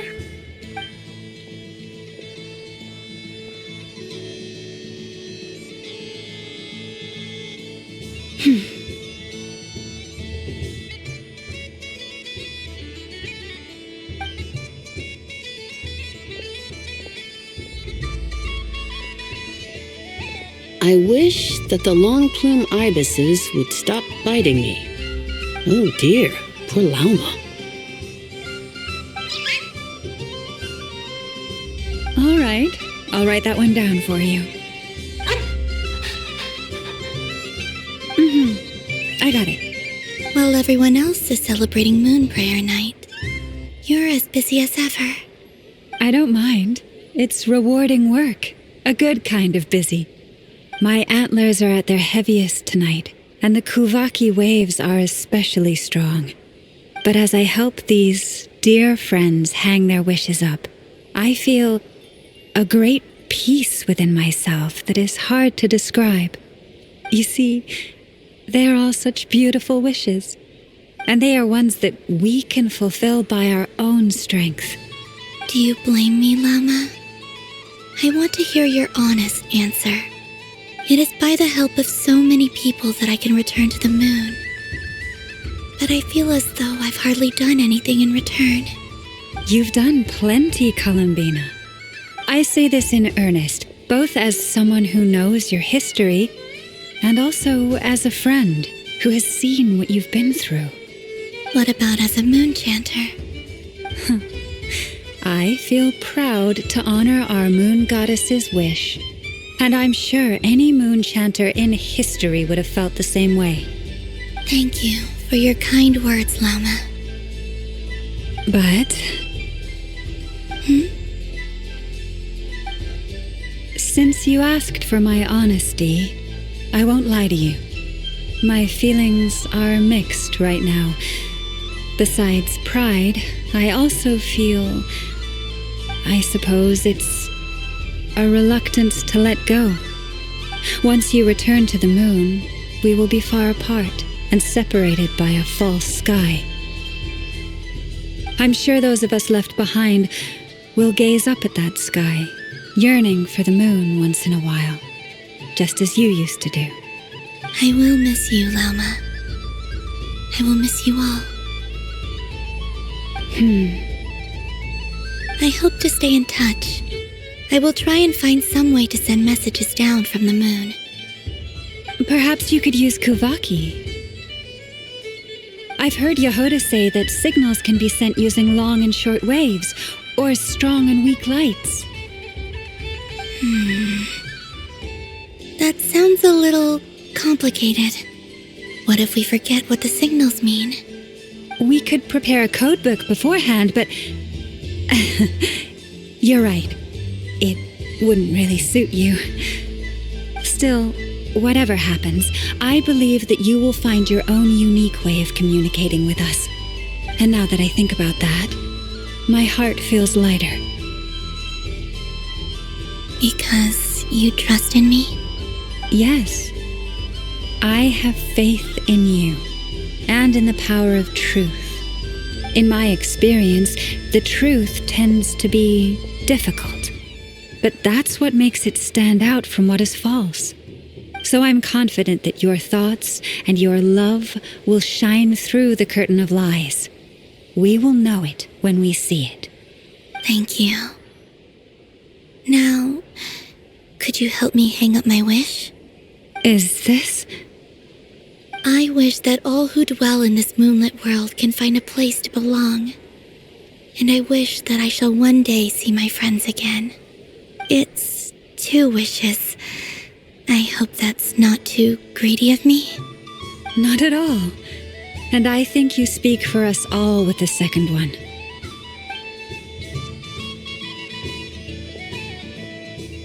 I shall continue to pray until the day that all of these wishes come true.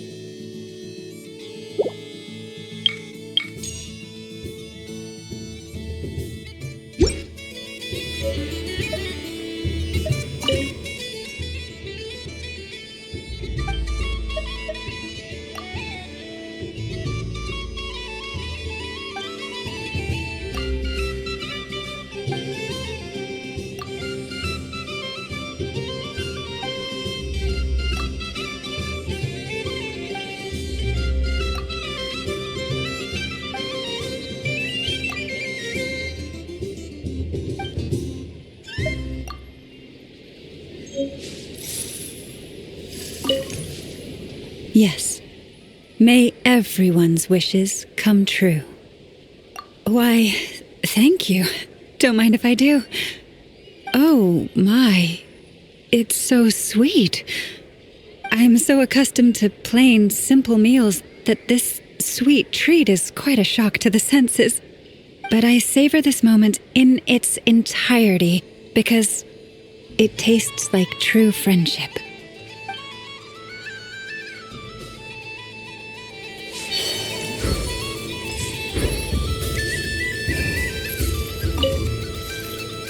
Miss Laliki!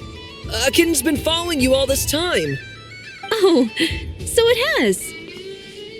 Hello there, little kitty. May the moon light your path. Did Lady Llama send you? Or was there something you needed?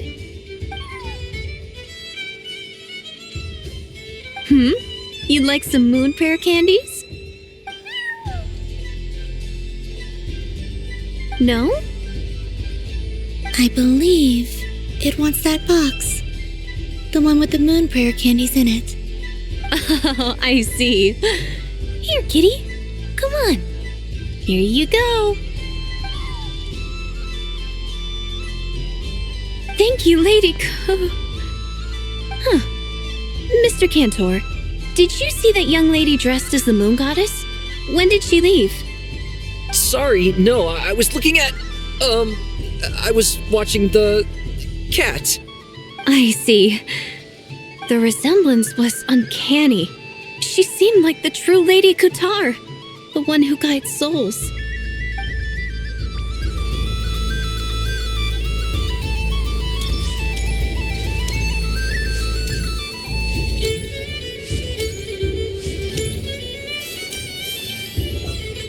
Sunny days! I prefer sunny days. Ah, well, you are as warm as the sun itself, moon goddess.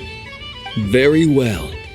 I believe your spirit animal has to be this most adorable chic badger. Wow! Thank you, Mr. Talking Magic Lamp. Have a very happy festival, moon goddess. Lance? That's you, isn't it? Shh. It's our little secret, my dear traveler in Paimon. Okay, sure, but why are you here selling sugar sculptures? Everyone celebrates in their own way. After gazing into the abyss and spending time around gravestones all year, what better way to relax than to see sunny smiles on the faces of the living? Besides that, I like to think of myself as a fair judge of character.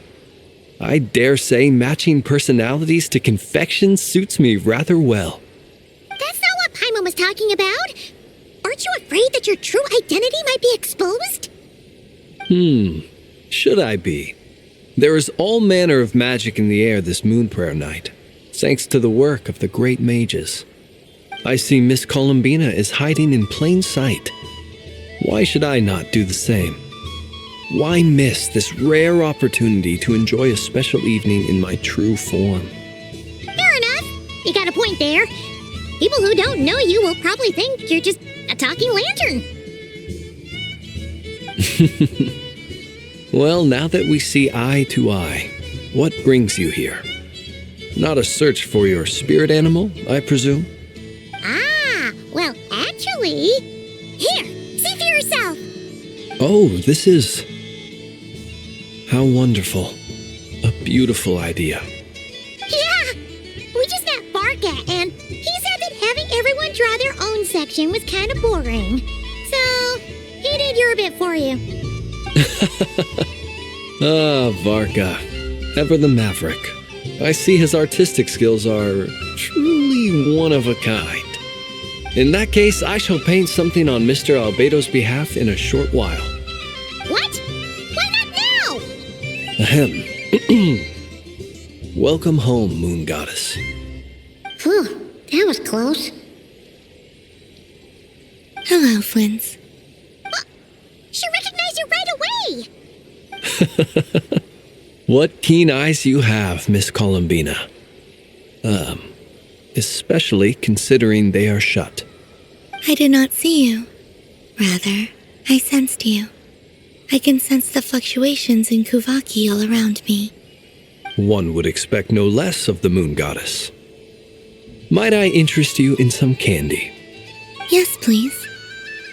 Excellent. I shall make some for you right away. Something the matter, Miss Columbina? What about my spirit animal?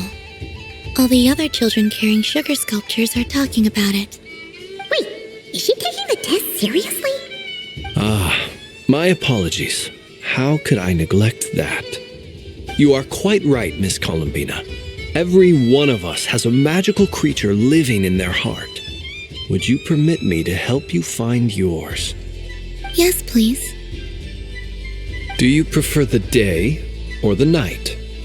Night. Which of the 4 seasons is your favorite? Winter. Think of a perfect day. What is the weather like? Sunny, rainy, or perhaps cloudy? Rainy in the morning, sunny at night. What kind of answer is that? Forests, lakes, and open seas. Which do you prefer of these? I like them all. Imagine you opened your very own shop. What would you sell there? Moonlight, I think. Wow! Paimon would totally shop there. It wouldn't cost anything. You'd just need to visit. Aha! I believe I know what your spirit animal is. Here, for you. Oh, it's a Kuhenki! Indeed. A free-spirited being with a deep love for all things here in Nodcry, who selflessly lends her aid to as many people as she can reach. It is the perfect fit for you, Miss Columbina. Thank you. It would be my honor. But you shall have to forgive me. We have known each other for quite some time. I doubt there is any answer I could give that would come as a surprise to you. So instead, would you accept this sugar sculpture as a token of our friendship? It's a lantern. Hey, why don't you two go enjoy your candy over there? Paimon wants to try out this spirit animal thing too. Right, Blitz? Come on, play ball. I got this drawing done. But I want to hear Paimon's answers. But it'll probably take ages. Paimon's a complex soul. And we don't want your candy to melt while you wait, huh? Oh. Okay then.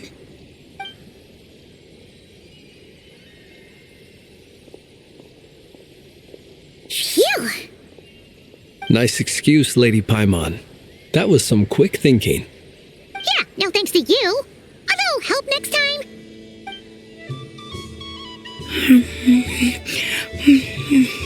It's sweet.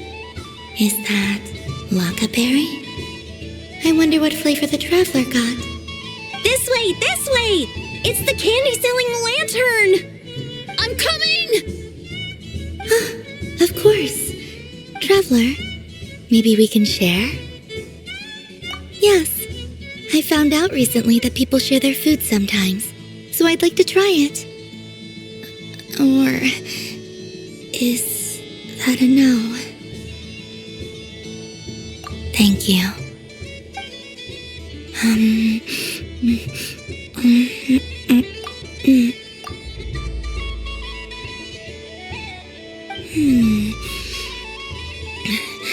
Yours is a little more sour than mine. Here, you try it. Are you sure? Amazing. My sugar sculpture has shrunk, yet my heart is filled with feelings of sweetness. I will remember this feeling. Sure.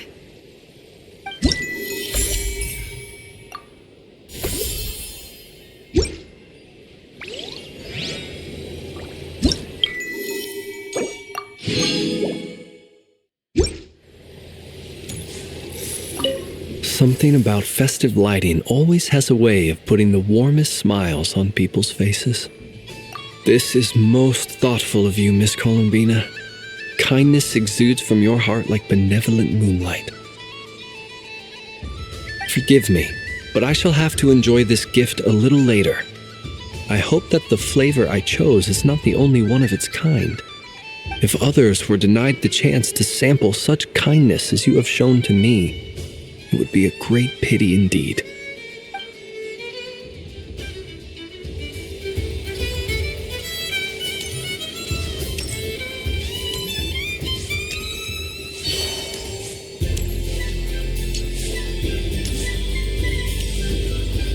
This must be the mage's spell.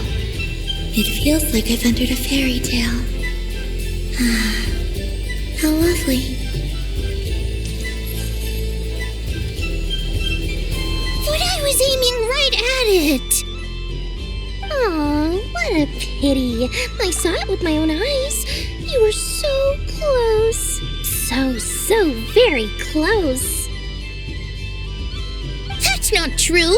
It dodged out of the way right as I was about to snag it. I'm sorry? You heard me. This paper frog can move. I swear. Dear, oh dear, what are you saying? How could a paper frog move? Unless you believe there really is magic in this world. Even if I, the mere humble merchant that I am, knew such magic, surely I would not use it on a paper frog. I'd sooner give Mora legs, so it could walk right into my purse. My dear, dear customer, why not have one more try? This time I'll give you 12% off, a very generous discount for one of my most regular customers. Just think about how much experience you have under your belt now. You're sure to win the next one. Darn, I used up all my coins. I'll be right back. Just gonna fetch some more from my house. Take your time, but don't take too long. This event is Moon Prayer Night only. Miss it, and you'll have to wait a whole year before I'm back. Next customer, please. Welcome.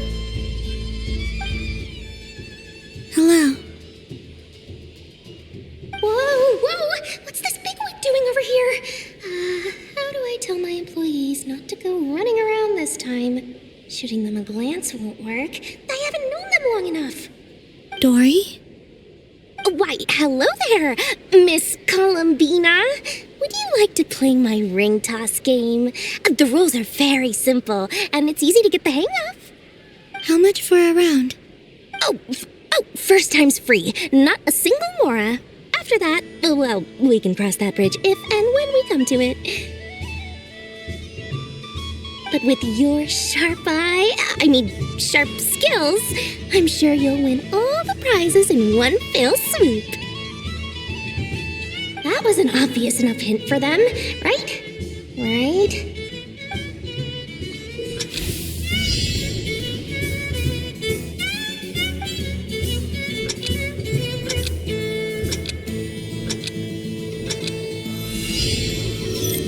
Here comes the ring!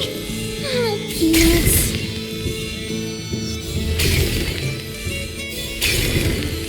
Change tracks.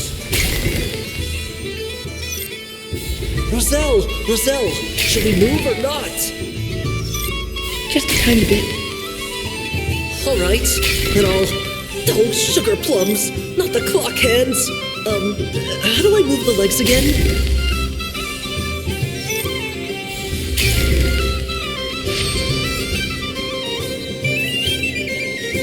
Let's see now. Wow, very good. That's the highest score we've had all night. And here's your prize. Now, how about another round? As for the cost... Happy Moon Prayer Night, Miss Columbina. Happy Moon Prayer Night, Durin and Hat Guy. Are you here to play the game? Yes.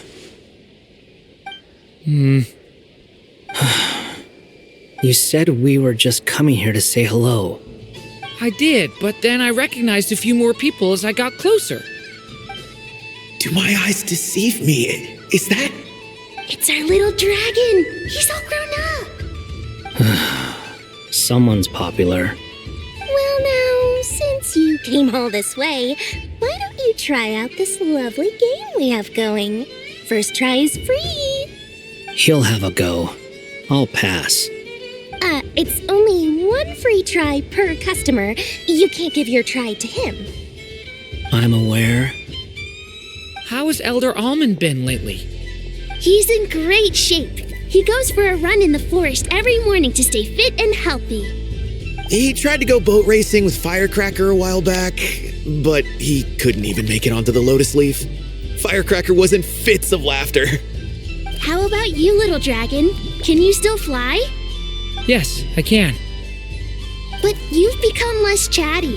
Has growing up been tough on you? We call that maturity. You know, the thing people sing about. The knight wields a sword of stone to defend those hearts that are made of gold. Stone is very heavy. That's what keeps them from talking too much. That's awesome! I want to be a knight when I grow up, too. Ring, here I come!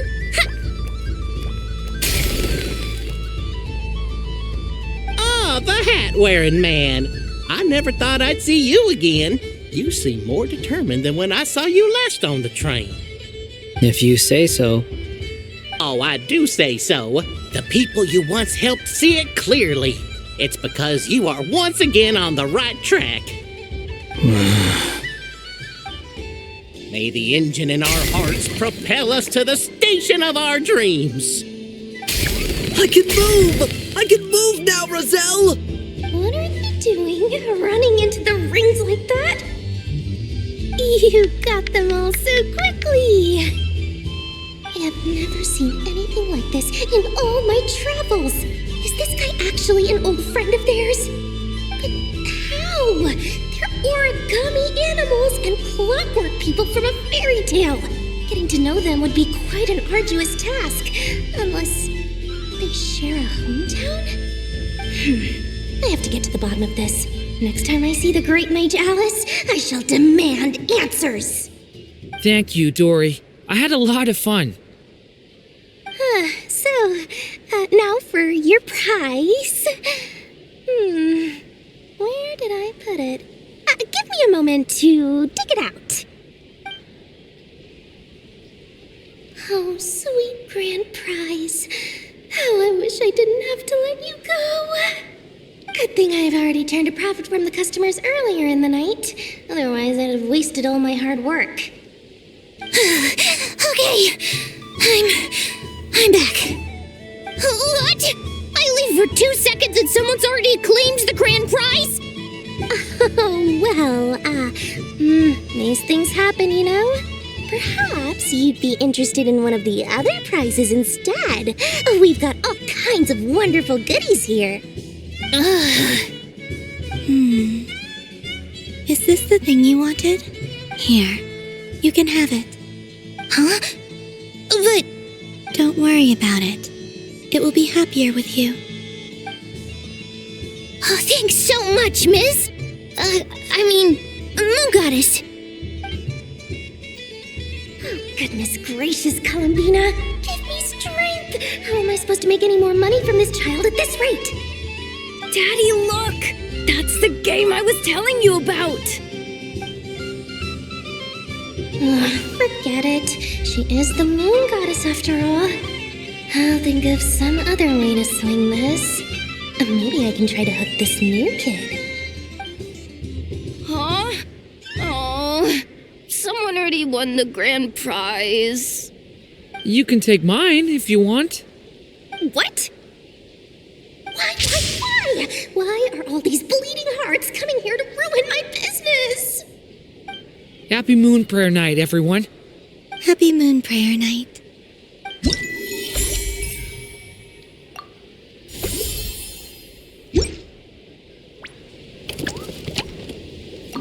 If all the prizes are gone, I might as well close up shop for the day. But you haven't had your fill of fun yet, right? So the next time a customer shows up, you're going to have to run faster, all right? And remember, run out of the rings, not into them. Oh, a gift for me? Lord Sangamabe really is going up in the world. Wow, candy from the Moon Goddess herself. If I pack this up... No, what am I saying? Box this up in exquisite gift boxes? Yes, I can make a fortune. Maybe I don't even need to go to all that trouble. Any old boxes will do.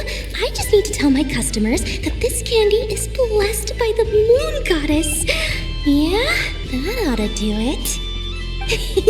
Sounds like a plan. Time to have Irma earn his keep when I get back.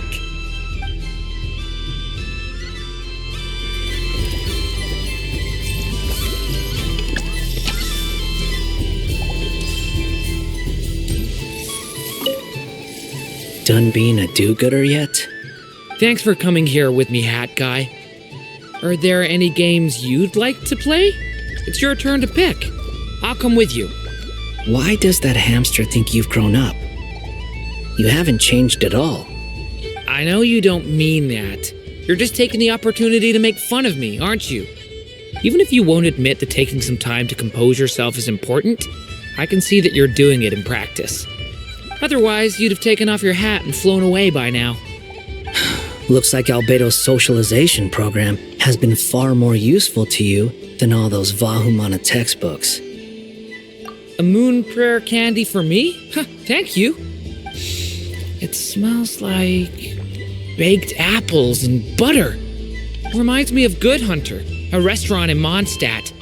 I always have to resist the temptation to go there unless I'm ordering food.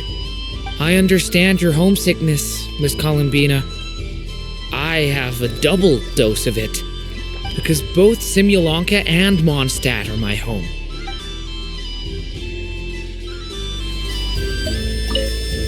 Done being a dupe. Thanks for coming here. Are there any games? Why does that I know you don't mean, even if you won't admit, otherwise you'd have taken...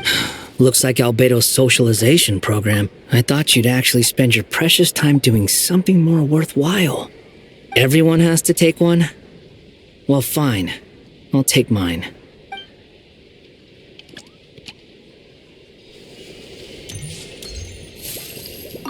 Happy Moon Prayer Night, adventurers. May you have a lovely evening.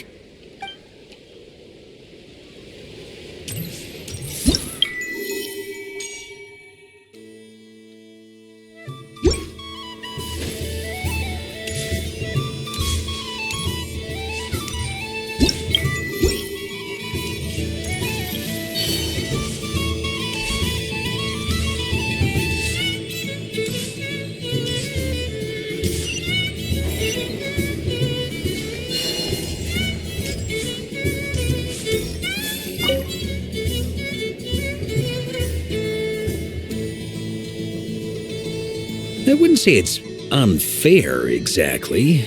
I mean, your voice goes right into people's heads. How would you explain that to the kids? You can't just explain it away as magic.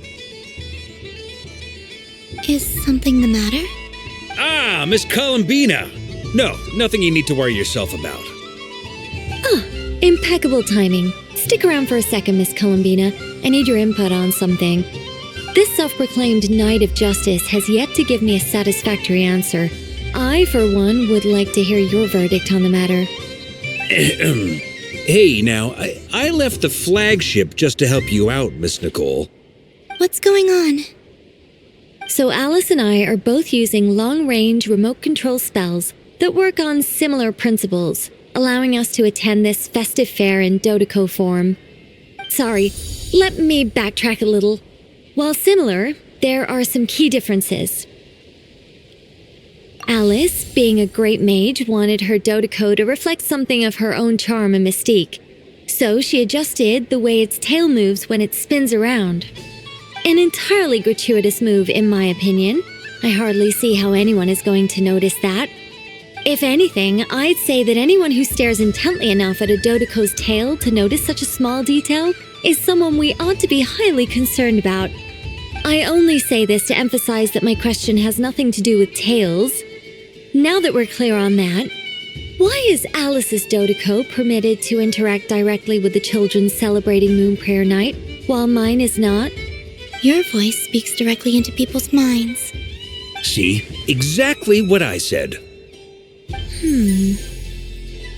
Miss Nicole? Ugh, I can't stand it.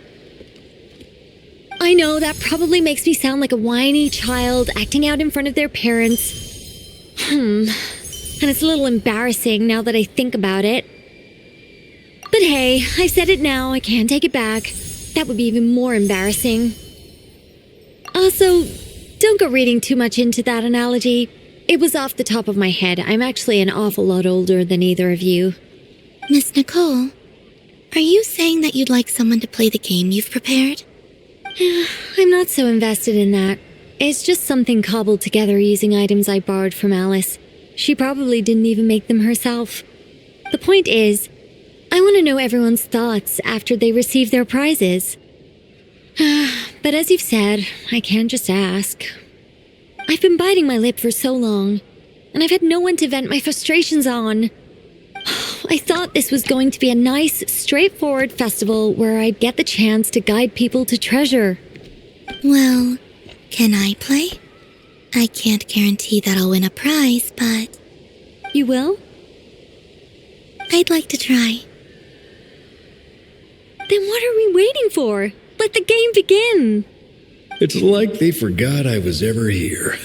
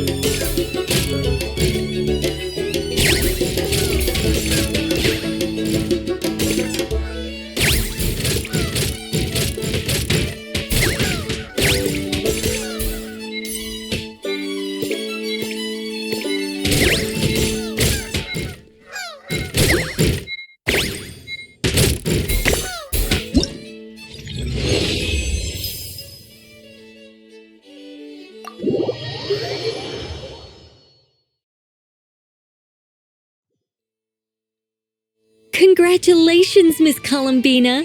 With your great wisdom, you have overcome every obstacle in your path and conquered the great challenge posed to you by fate. Fate? Well, something to that effect. If you'd prefer something more poetic, it could be the icy winds or the dawn. Anything you like, really. You could even go with the challenge posed to you by Dodeko, if that's what you're into. Anyway, you can take or leave my suggestions. Moving on. All my hopes are now resting on this. Can I open it now? Stop teasing me. Please, I'm begging you. No more talk. Just open it. Wow. What a lovely sculpture. Classic and cute at the same time. Thank you, Miss Nicole. I'll always treasure it. Ah, there we go. Music to my ears. You have my sincerest gratitude, Miss Columbina. Thank you for sharing your precious time with me and fulfilling my wish. Don't mention it. You've all done much to help me. And still, I'm the one receiving all these gifts.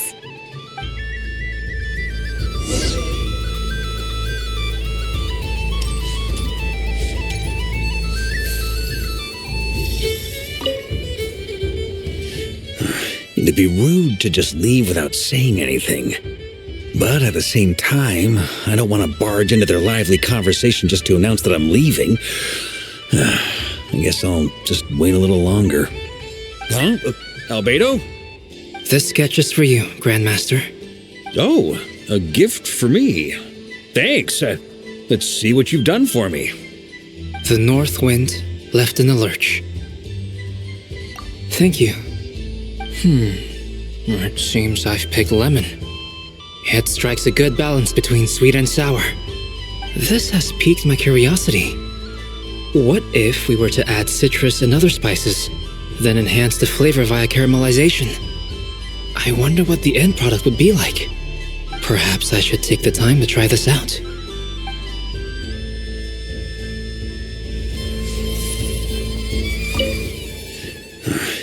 Huh? Albedo? This sketch is for you. Oh, a gift for me. The north wind left in a lurch. Ooh, I get one too? Nice, thanks. What is that? Oh, so familiar. Don't tell me. Oh, I got it. It's like the candy jar dropped into a vat of today's boon. Seems I'm a proud recipient of today's Feast of the Moon, huh?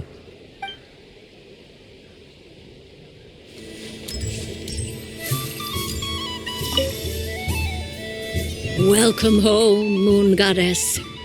Oh, you're the genuine article. Alice was right. This moon prayer night was worth watching after all. Another one that talks. Greetings. Pleased to make your acquaintance. I am the Hexenzirkel member they call B. Barbeloth Trismegistus. Columbina Hyposelenia. Pleased to meet you too. Hyposelenia. A fine name indeed. Now then, Miss Columbina, do you wish to hear a mage's divination? Divination? The Frost Moon Scions used to ask me what would happen in the future. Is this like that? From the perspective of the one seeking answers, perhaps. As you look to your journey ahead, if you seek to understand the unknown, resolve your doubts, and soothe the confusion in your heart, divination could be for you. The unknowns on my journey. Of course, if one wishes to peer into fate, then hydromancy is the more precise option. But that is a complex affair, and to relegate that majestic art to the status of a festive amusement would seem somewhat uncouth. Besides, it is sometimes better to not know fate with great certainty. Hence, I shall use the suitably festive Luna Arcana to tell your fortune instead. It is more popular with the youth in any case. Lunar Arcana.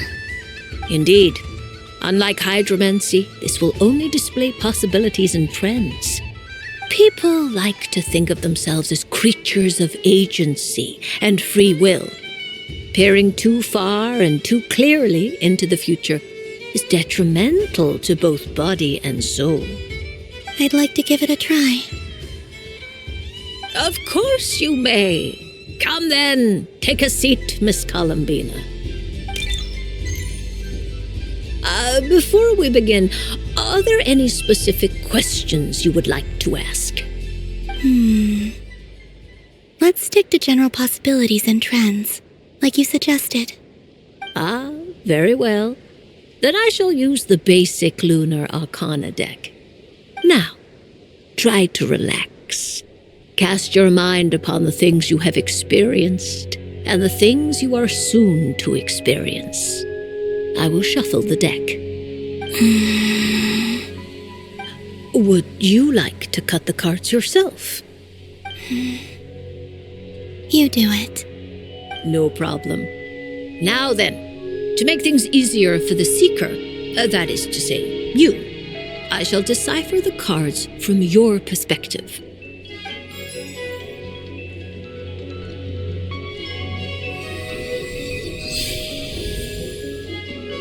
Please, draw the first Lunar Arcana. This represents destiny and is the foundation for the divination as a whole.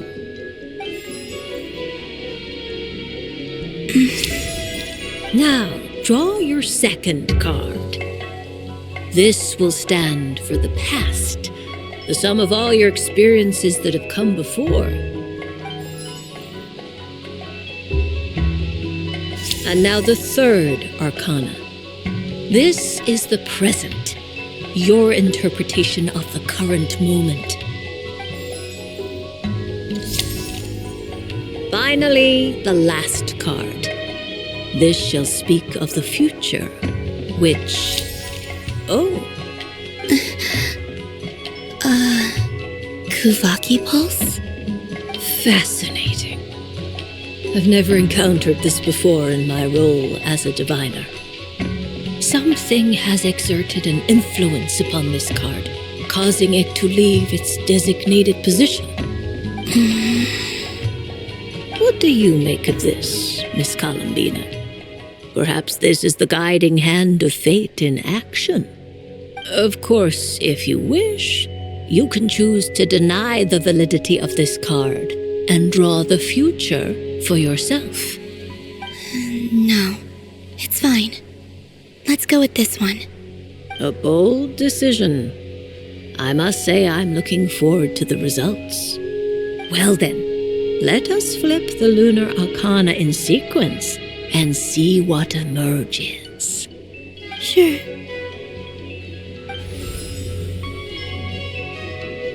First, Destiny. No surprises here. The card that represents yours is the moon. The moon. Indeed. The moon can represent the truth at some times, but deception at others. False peace, destructive calamity, and the world-changing power that lies within. When the moon is placed on the destiny tile, it indicates that your destiny is not what it may appear on the surface. Instead, it may yet have a hidden side. It symbolizes a journey through the fog, fraught with uncertainty and deception, where one must face inner challenges head-on. I don't understand. Patience, my dear. This is but the first card, which serves as a basis for the interpretations that follow. Our divination will only grow clearer from here on out. Now then, flip the second card, the one that speaks for the past.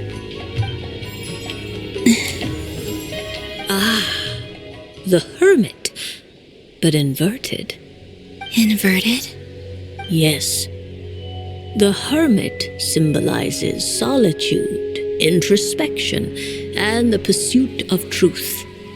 When inverted, it represents isolation, truth out of reach, and a path that leads one astray. Combined with the moon as one's destiny, the Hermit inverted represents a choice you made to stand alone in the past. It was a choice made not out of fear or arrogance, but for reasons that others could not perceive. You fumbled through the darkness without a guide, but you did not find your way. Rather, you went astray. More than once, it would seem. Is this about how I became Kutar despite not wishing to become a god? And how I joined the Fatui because I yearned for a place to belong? I suspect only you know the answer to this question. All is not lost. The past is in the past, and so it shall remain. Shall we look into the present now? Oh my, the Lovers. One of the most interesting Luna Arcana. What does this one mean? This means that you have had an unprecedented emotional experience. The joy of finding your soul becoming intertwined with that of another. A precious and wonderful thing indeed. It's true. I've made a lot of friends recently, and they are very good to me. I like them a lot. That sounds lovely. I am most delighted for you. The Lovers can also represent important decisions, perhaps related to a parting of ways. Now, if I were to guess... Yes. My return to the moon. I understand. Parting with friends is never easy, Columbina. But rest assured, this is not the end of your journey. There is always another story waiting to be told. The future always lies ahead. The future. Well now, it's finally time to flip this most mysterious of cards. Why did it appear? And what does it wish to tell you? I'm ready. Very well. Flip this card and see what lies on the other side. Oh. Miss Barbeloth? What is it? This card is death. That doesn't sound very good. It depends on how we interpret it. It is true that it can represent an agonizing death, a complete and utter end, but at the same time, it can also represent rebirth. Do not forget that your destiny card is the moon. That lends your future many different potential meanings. If death spells the end, is it unavoidable? As I have said, divination can only display general trends. It is a rough guide, but it does not show predetermined outcomes. Allow me to summarize it for you. In the past, you may have lost your way, but now you have gained new connections and new strength. You now face an important decision, one that may bring about a great change in what is yet to be. This change might, in turn, be the end of all things, or their beginning. But remember, everything is subject to change because of the moon present in your destiny. You must see the truth clearly and face your innermost thoughts. The truth. My innermost thoughts. Thank you, Miss Barbeloth. Don't mention it. Some people dislike divinations, for fear of glimpsing an ending to their story that they wish was not so. But I can see that you're different. The result of this divination will not sway your decision. This is a rare quality, and one that diviners always hope to see in the seeker. We are here merely to guide, not to exert undue influence. I understand. Go then and illuminate your future, Miss Columbina. The moonlight that shines from you now is most captivating.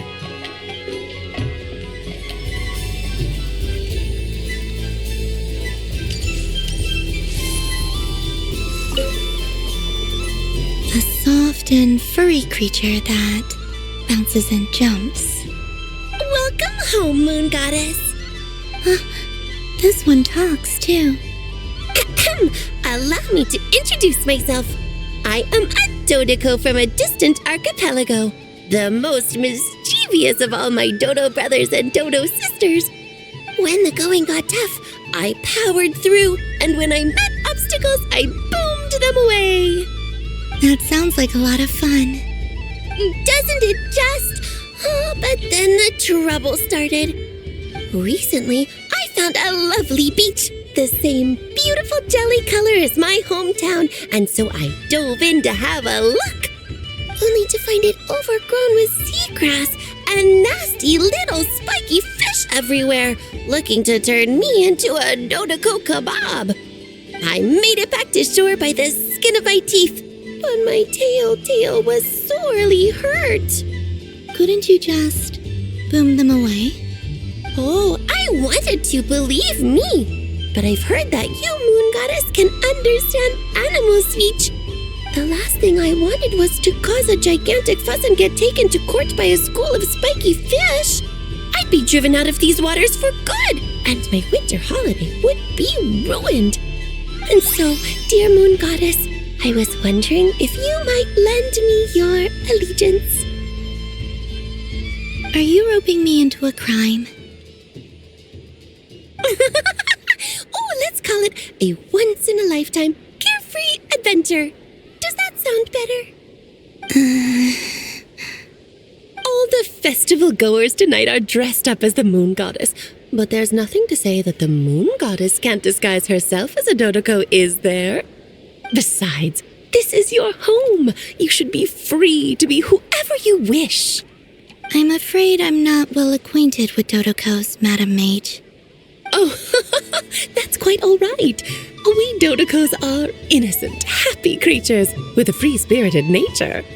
Many, like myself, are mischievous troublemakers.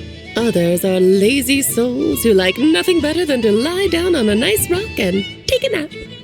In our eyes, every creature who yearns for happiness and freedom is a Dodoko. But perhaps in yours, we Dodoko are a fluffier and more mischievous breed of Kuhenki. Yes, that is a much easier image to follow. Oh, wonderful! Then let's play! Grab onto my tail and follow me into the sea. Time to settle some scores with the bad guys.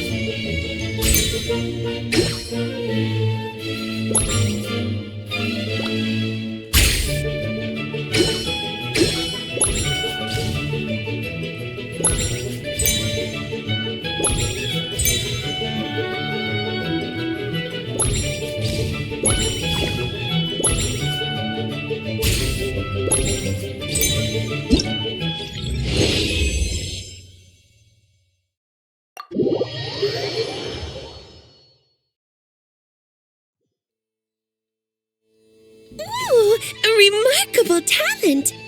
So, what do you make of it? The use of Jumpy Dumpties doesn't come as naturally to me as Kuvaki, but their unpredictability makes it fun.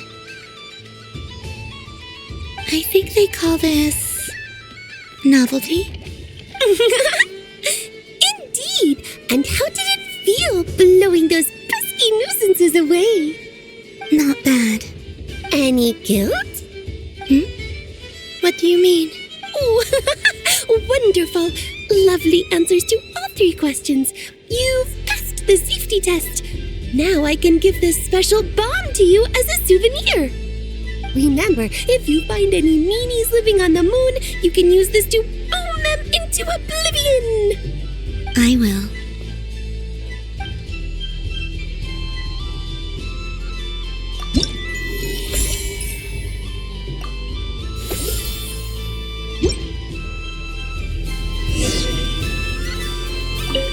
For another round of fish blast? Of bye-bye bad fishies!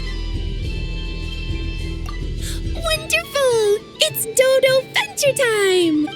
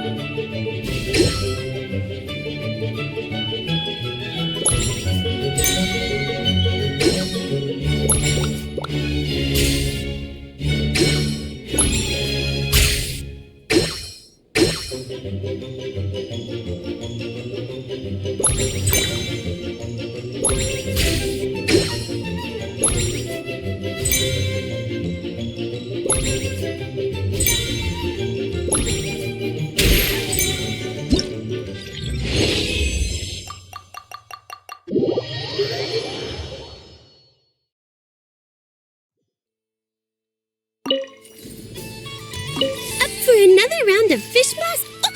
Of bye-bye bad fishies! Oh, bless my fluffy tail! Dodoko has never seen candy shaped quite like this before. Why, it shines like a lovely crystal. Let the feasting begin!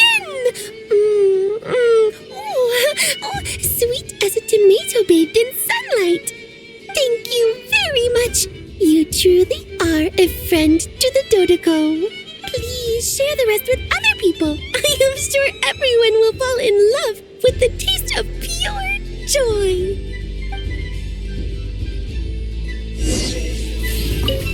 I don't suppose you'd like to play again? Don't get me wrong, once is plenty.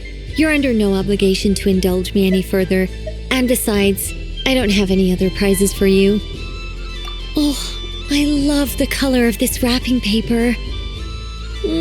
But the bow on that one is just so perfect. Oh, this is a tough choice. I know the wrapping paper doesn't affect the flavor, but it does set the first impression, which can influence your mood as you eat it. And actually, that does affect the flavor. I have to listen to my heart and pick the one that I can really build a bond with. It's the only way to eat candy. Oh, but look at the shape of this one. How lovely. This choice is getting harder and harder.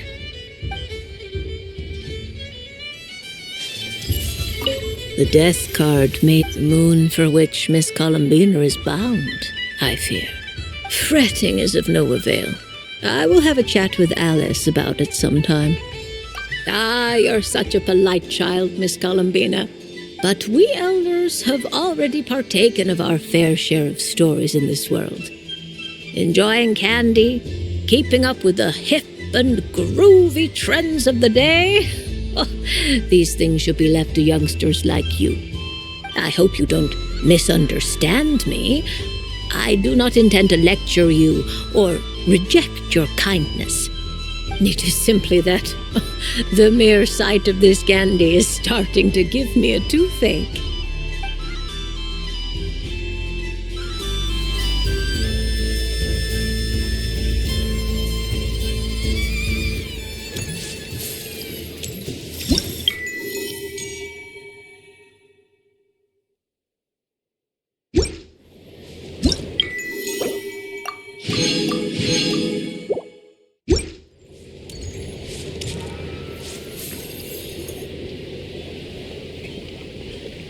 Dodoko's Whirligig! Come check out Dodoko's Whirligig! Welcome home, Moon Goddess. Might I ask what this is? It's a very special amusement sponsored by the great mage herself. Ride on a soft and furry Dodoko and embark on an unforgettable adventure. I say that, but I'm just following a script here. Who is this mage, anyway? And what the heck is a Dodoko? I'd like to ride. No problem. But, are you by yourself? Is that not okay? Oh, no, it's fine. It's just that each Dodoko can accommodate 2 passengers. Would you like to bring a friend along? My friends. That should do it. Now, we just need to get everyone else to draw something on it too. But we gotta keep it a secret from Columbina. Traveler.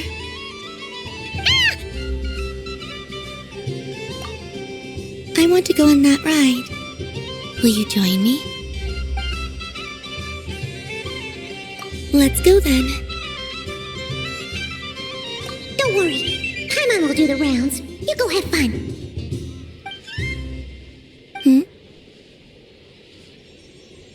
All right. I think we have to wait in line over there. Please take your seats. For safety reasons, you mustn't try to leave the ride before it comes to a complete stop. All right, you're all set. I wish you both a wonderful journey.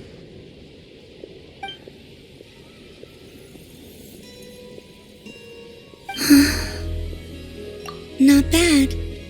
It reminds me of riding a moon lane. Sometimes, the Kuhenki circle around me like this, playing their beautiful melodies. Yeah, I'm going to miss them.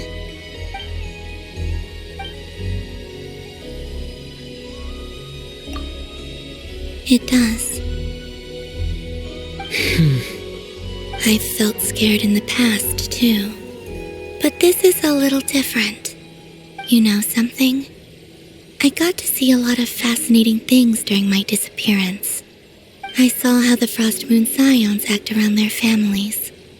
So different than how they used to act in my presence. And I also saw how they interact with their friends. It made me curious at first. Why do people act so sincere when they're worshipping gods, but save their truest, warmest feelings for each other? Slowly, I came to realize that it's because they trust one another.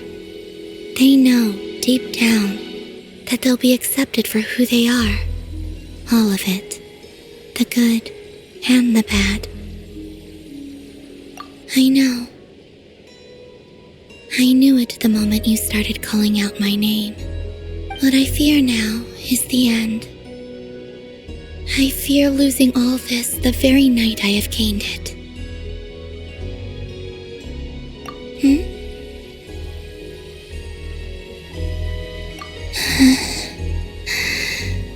Thank you for this conversation. Thank you for listening to me. Don't worry. This fear I have, and the unknown that awaits me, they cannot hurt me. Not when I possess a treasure far greater. I just want you to remember this version of me, the real me, on this final night together. Dear passengers, Dodoko's awesome adventure has come to a close. Please leave in an orderly fashion, and we look forward to seeing you again in the future. Don't want the journey to end, huh? Don't worry, you two. There's always another adventure waiting just around the corner.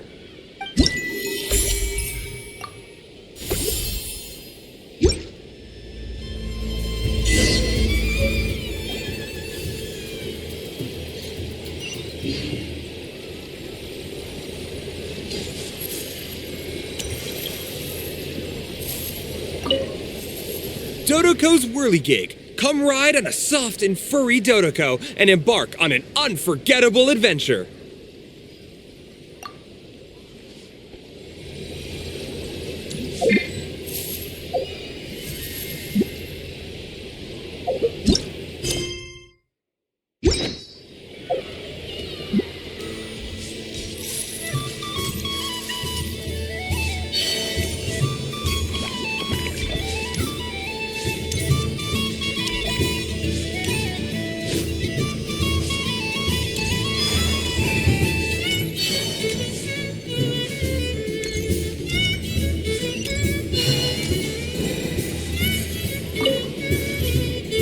Traveler. Hey there, Kalamina!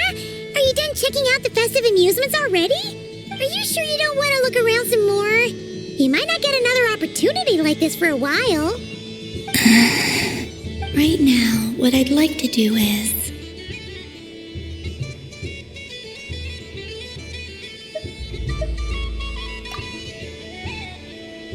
Oh! Candy for us? Thanks a bunch, Kalamina. Don't mind if we do. Whoa! This one's intense. But it's so tasty. What about you, Traveler? How does yours taste?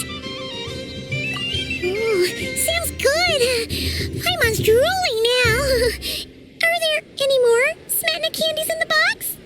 Yes, I believe so. Okay, gotcha. Let's see.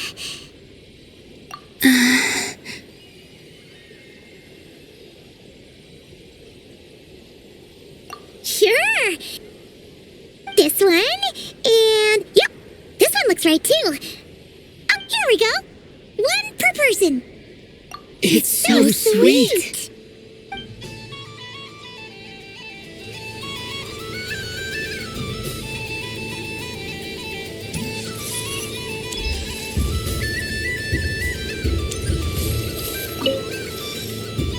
Traveler, Paimon. Columbina! Finished with the festival already? Okay, no need to rush, just take it easy.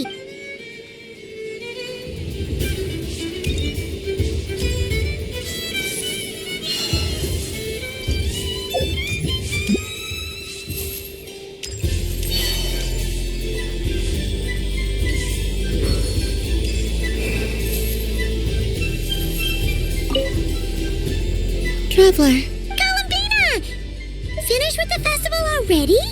Really? You're sure you don't want to have a little more fun out there? Final answer! Yes, I am sure.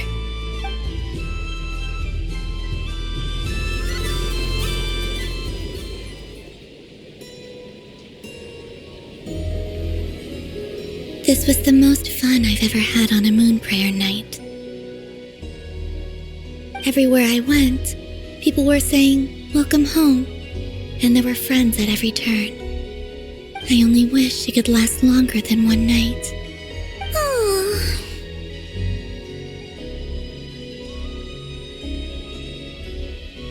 Yes, you're right. The moon prayer blossoms. Ooh, look!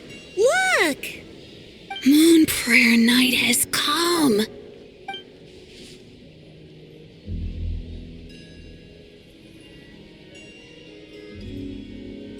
The moon. It's so beautiful. Happy Moon Prayer Night, dear. Happy Moon Prayer Night!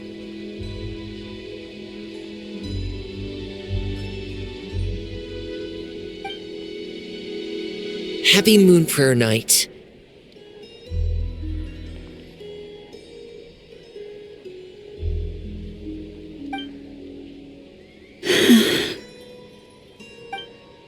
Aww.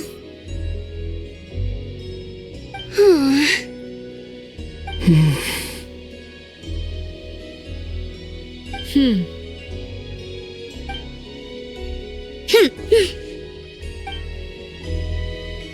Time flies when you're having fun. Oh, looks like the time has come. Columbina. You're heading off then? Yes, to the ruins you mentioned, and from there, back home to the moon. Wait! I know? At least... Take one of our craft shop's crumb cookies up to the moon with you. You know, for a snack. Sure, why not? The Curatorium of Secrets believes in proper farewells. No story should be left without a satisfactory endnote. Never. Farewells are an important affair for the Ratniki, too. We never know when we might meet again. Ha! And here I thought grand farewells wouldn't suit tonight's mood.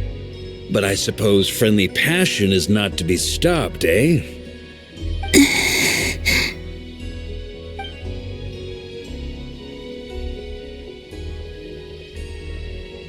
We made a little something for you, Columbina. Ta-da! What is it? A Moon Prayer Night greeting card with drawings by all of your friends.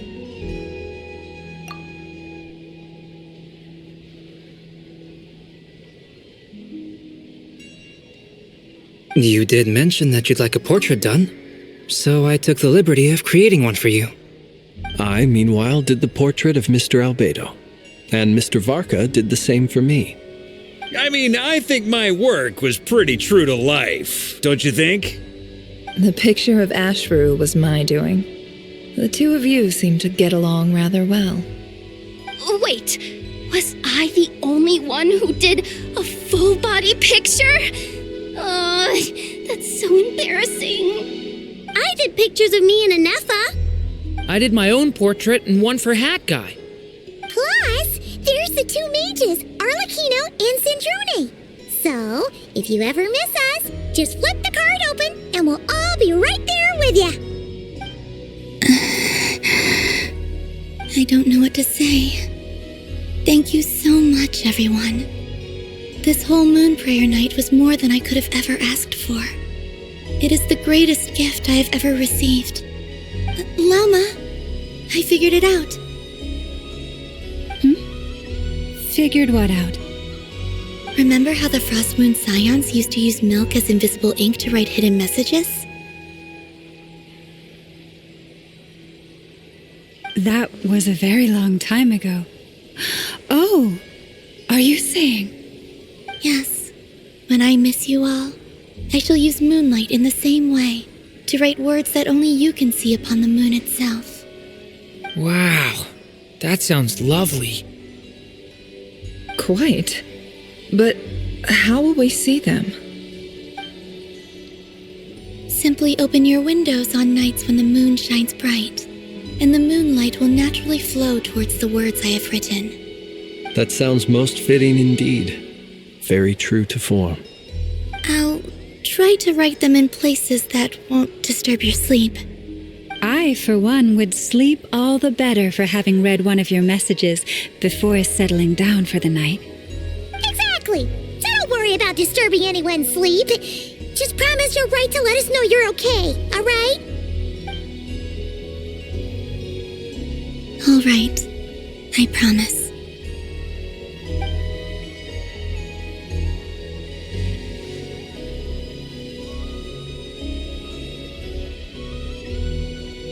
In that case, Columbina?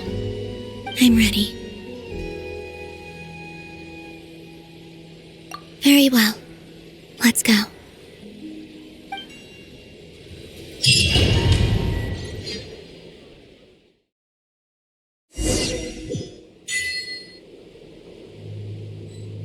In just a few moments, I will be gone. I still don't know what to expect on the moon. Will I really be able to send messages to my friends? The Kuhenki, the animals of Not Cry. I'll never get to see them again. I wonder where I'll be when the next moon prayer night comes.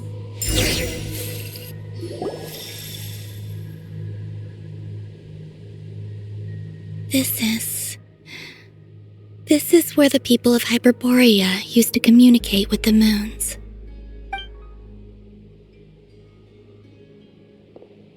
Eternal moon, frost moon, iridescent moon.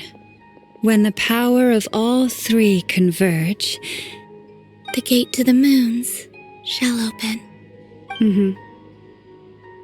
Moon marrow preparations are complete. Only the final step remains. I'm sure Nasha Town is livelier than ever at this moment. Yeah, it's a shame you couldn't be there for it, but it's now or never, right? It's fine.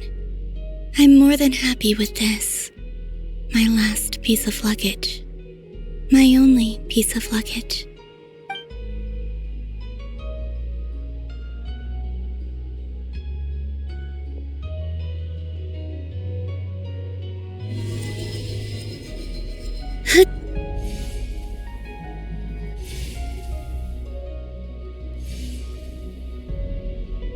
I can already feel the moon calling to me.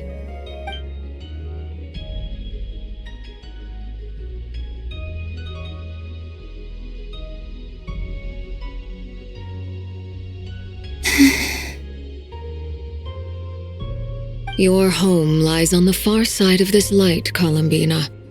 From now on, we will at last have a reason to pray to the true moon. Columbina. Yes? I'm listening. Be sure to come back and see us when you get the chance.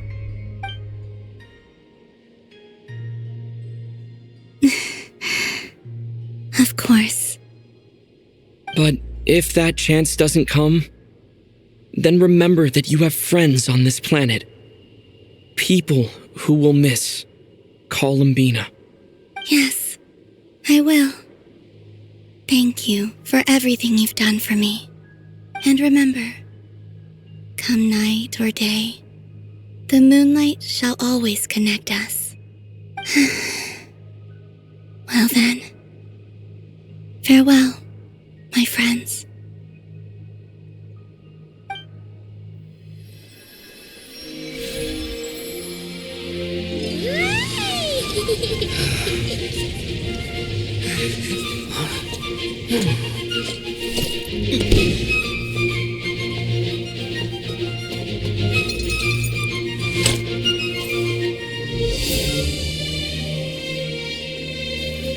Thank you. This was my happiest night in Tevat. Farewell, Columbina.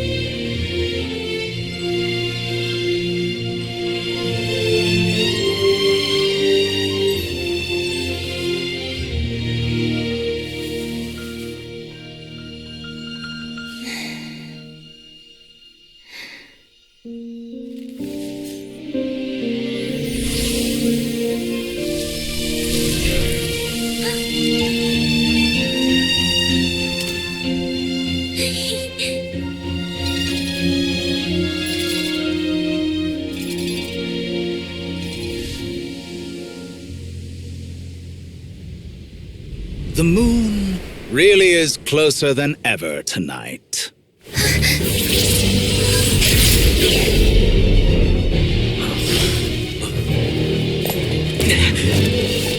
Columbina.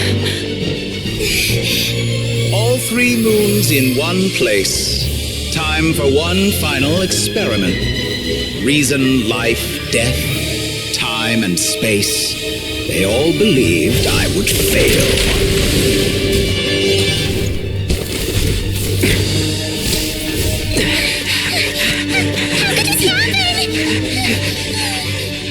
But Tevat's primordial power never did belong to the throne of heaven. And now, they are mine.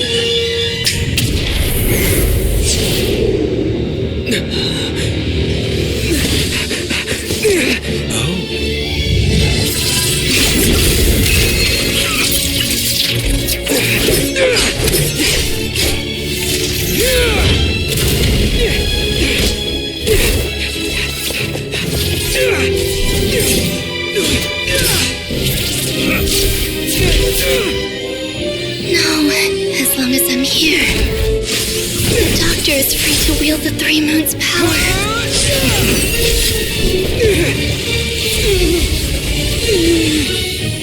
It's the only way.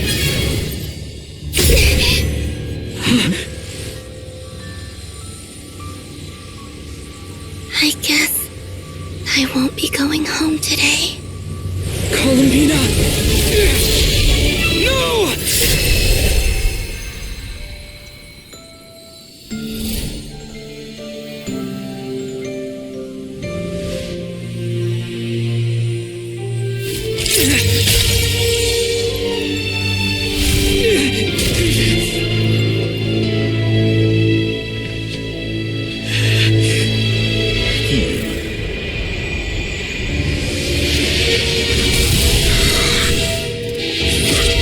Stubborn world, do not try to control me.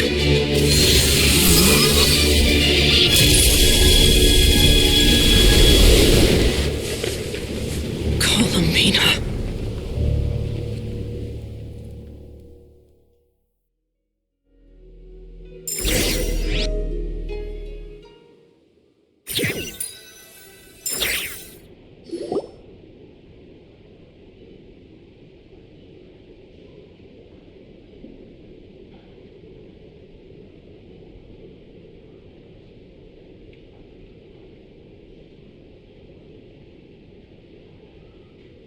Are you all right? Do your wounds still hurt? I had someone prepare a little medicine that could prove effective. Take it if you need to. In that case, let me relate the contents of the call we made to Alice after the incident occurred. That Dottore is a crafty one. He distracted the Hexenzirkel by creating a huge fuss at Tevat's borders. I'd assumed that the cause was an abyssal intrusion from the outside world, which in fairness is a rather common occurrence. But after learning that you managed to influence the phantoms in Nordcry, I realized that perhaps this interference could have come from within Tevat instead. But we weren't able to change their fates. True, you couldn't change how their stories ended, but you did build some variables around yourself. Variables? Yes, things you heard that you could not otherwise have learned, ideas that would otherwise have never crossed your mind. All these things are variables. Of course, most variables usually pale into insignificance with the myriad of possibilities floating around. But the moment you start treating them as building blocks and intentionally stacking them, that changes things. That's what Dottore did, and it's how he created the necessary conditions so that when you activated the portal tonight, it played right into his plan. However, we have no way of knowing exactly what he did. Yeah, we also need to ascertain Columbina's status. And that about sums it up. As I suspected, Dottore has disappeared completely. If it's any consolation, he wasn't able to control Columbina as he might have wished to. Oh no! What? She did what? All we saw was Dottore appeared and used some kind of power. The next thing we knew, he and Columbina were gone and you were falling into the sea.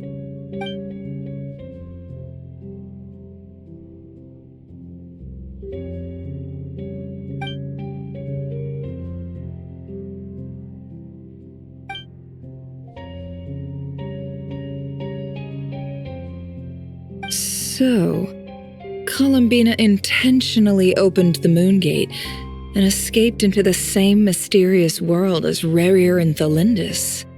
Sounds like bad news.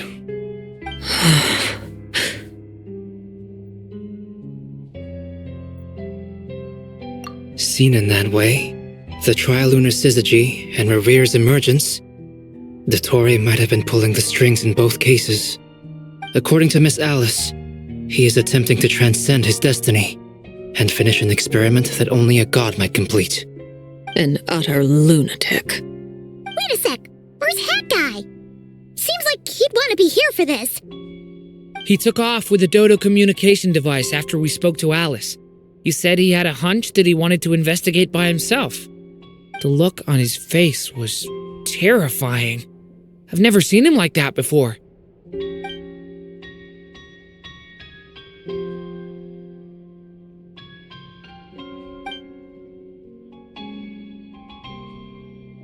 I'm back.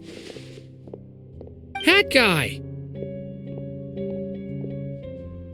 I went to look for the Hyperborean phantoms again. I think I've gotten to the bottom of it. I got them to talk to Nicole on the other end of the communications line. Turns out, the history they describe is different from how Nicole remembers it. Really? But how?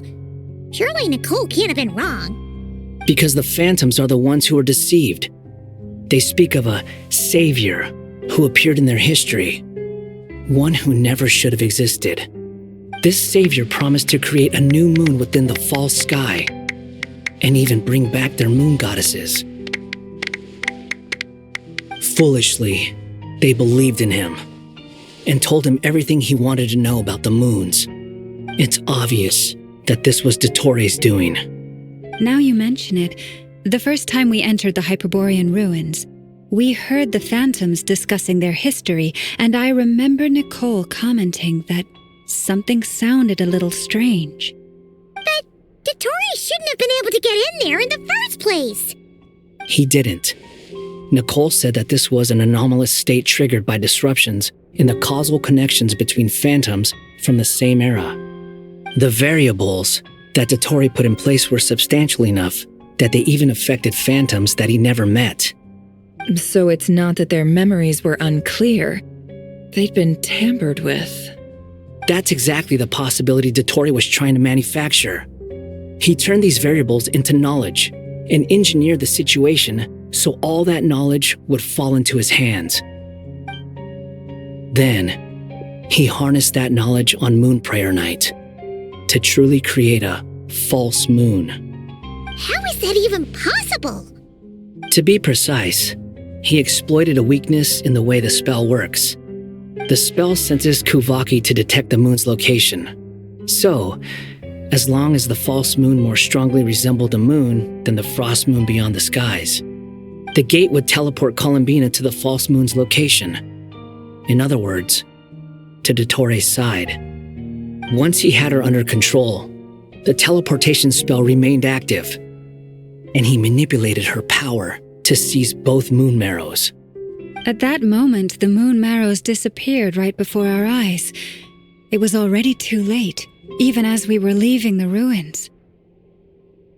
By then, Dottore had already amassed the power of all 3 moons.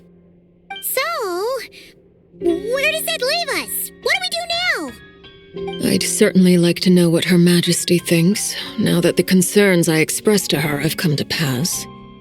But we cannot simply sit and wait for her to decide the matter. And in any case, it is not the Fatui Harbinger Damselette who sees us as her friends, but rather Columbina Hyposelenia. If, even in such extreme circumstances, Her Majesty will not lift the prohibition on Harbingers drawing steel against one another, then I will do as my heart demands.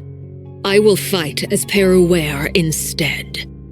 Oh, Arlecchino! Time is short, so I'll make the first move.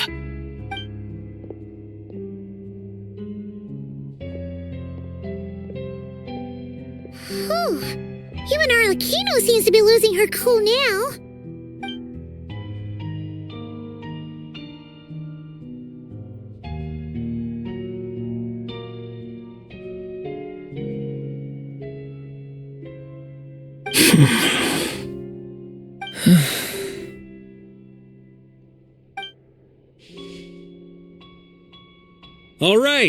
All right. Lose those dejected looks for a moment and let me get a word in. It looks bad, I won't lie. Very bad, in fact. So Dottore's pulled some real dirty tricks to gain the upper hand. For now. And yeah, it's to the point where even the mages say that his variables have affected destiny. I'm not so sure, though. Many have told me that Tevat's destiny is fixed, and that does appear to be the case. Well, what makes Dottore so sure he'll be the exception? And since he was able to stack these variables up, who's to say we can't do the same? You of all people should not be discouraged, traveler from afar. This isn't over yet.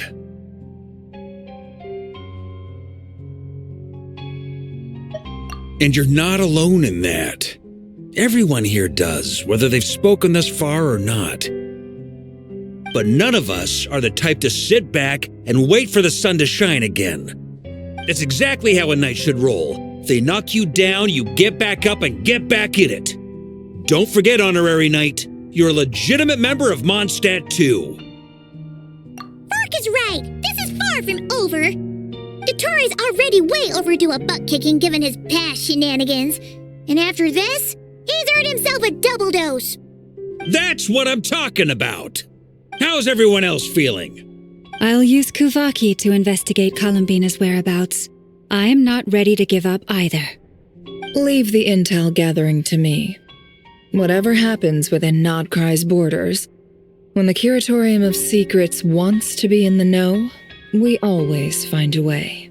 Aino and I will do all we can to support you. We will attempt to reverse engineer Dottore's actions and seek a breakthrough that way. Alice and Nicole are busy dealing with an emergency at Tevat's borders, so they can't return just yet. but they're both very angry about this. They've asked Albedo and me to act on the Hexen Circle's behalf and do everything in our power to fight back against Dotori. Are you ready then? We're going to have to conduct a lot of research, even in the early stages. I'll do my best. As for me, I'm pretty familiar with Dotori's way of doing things, so I can try to predict his next move. I'll help with your investigation. Nice! Looks like we have our basic division of labor. I'll get in touch with Flint and Itlua, get them to have a chat with their Starshiner. It couldn't hurt to bring the Lightkeepers on board as well. At the same time, I'll pass on instructions to the Knights present in Nodcry to assist the Lightkeepers and other organizations in ensuring the safety of those living here. Yeah! We'll show him! That's it then. Good luck, everyone.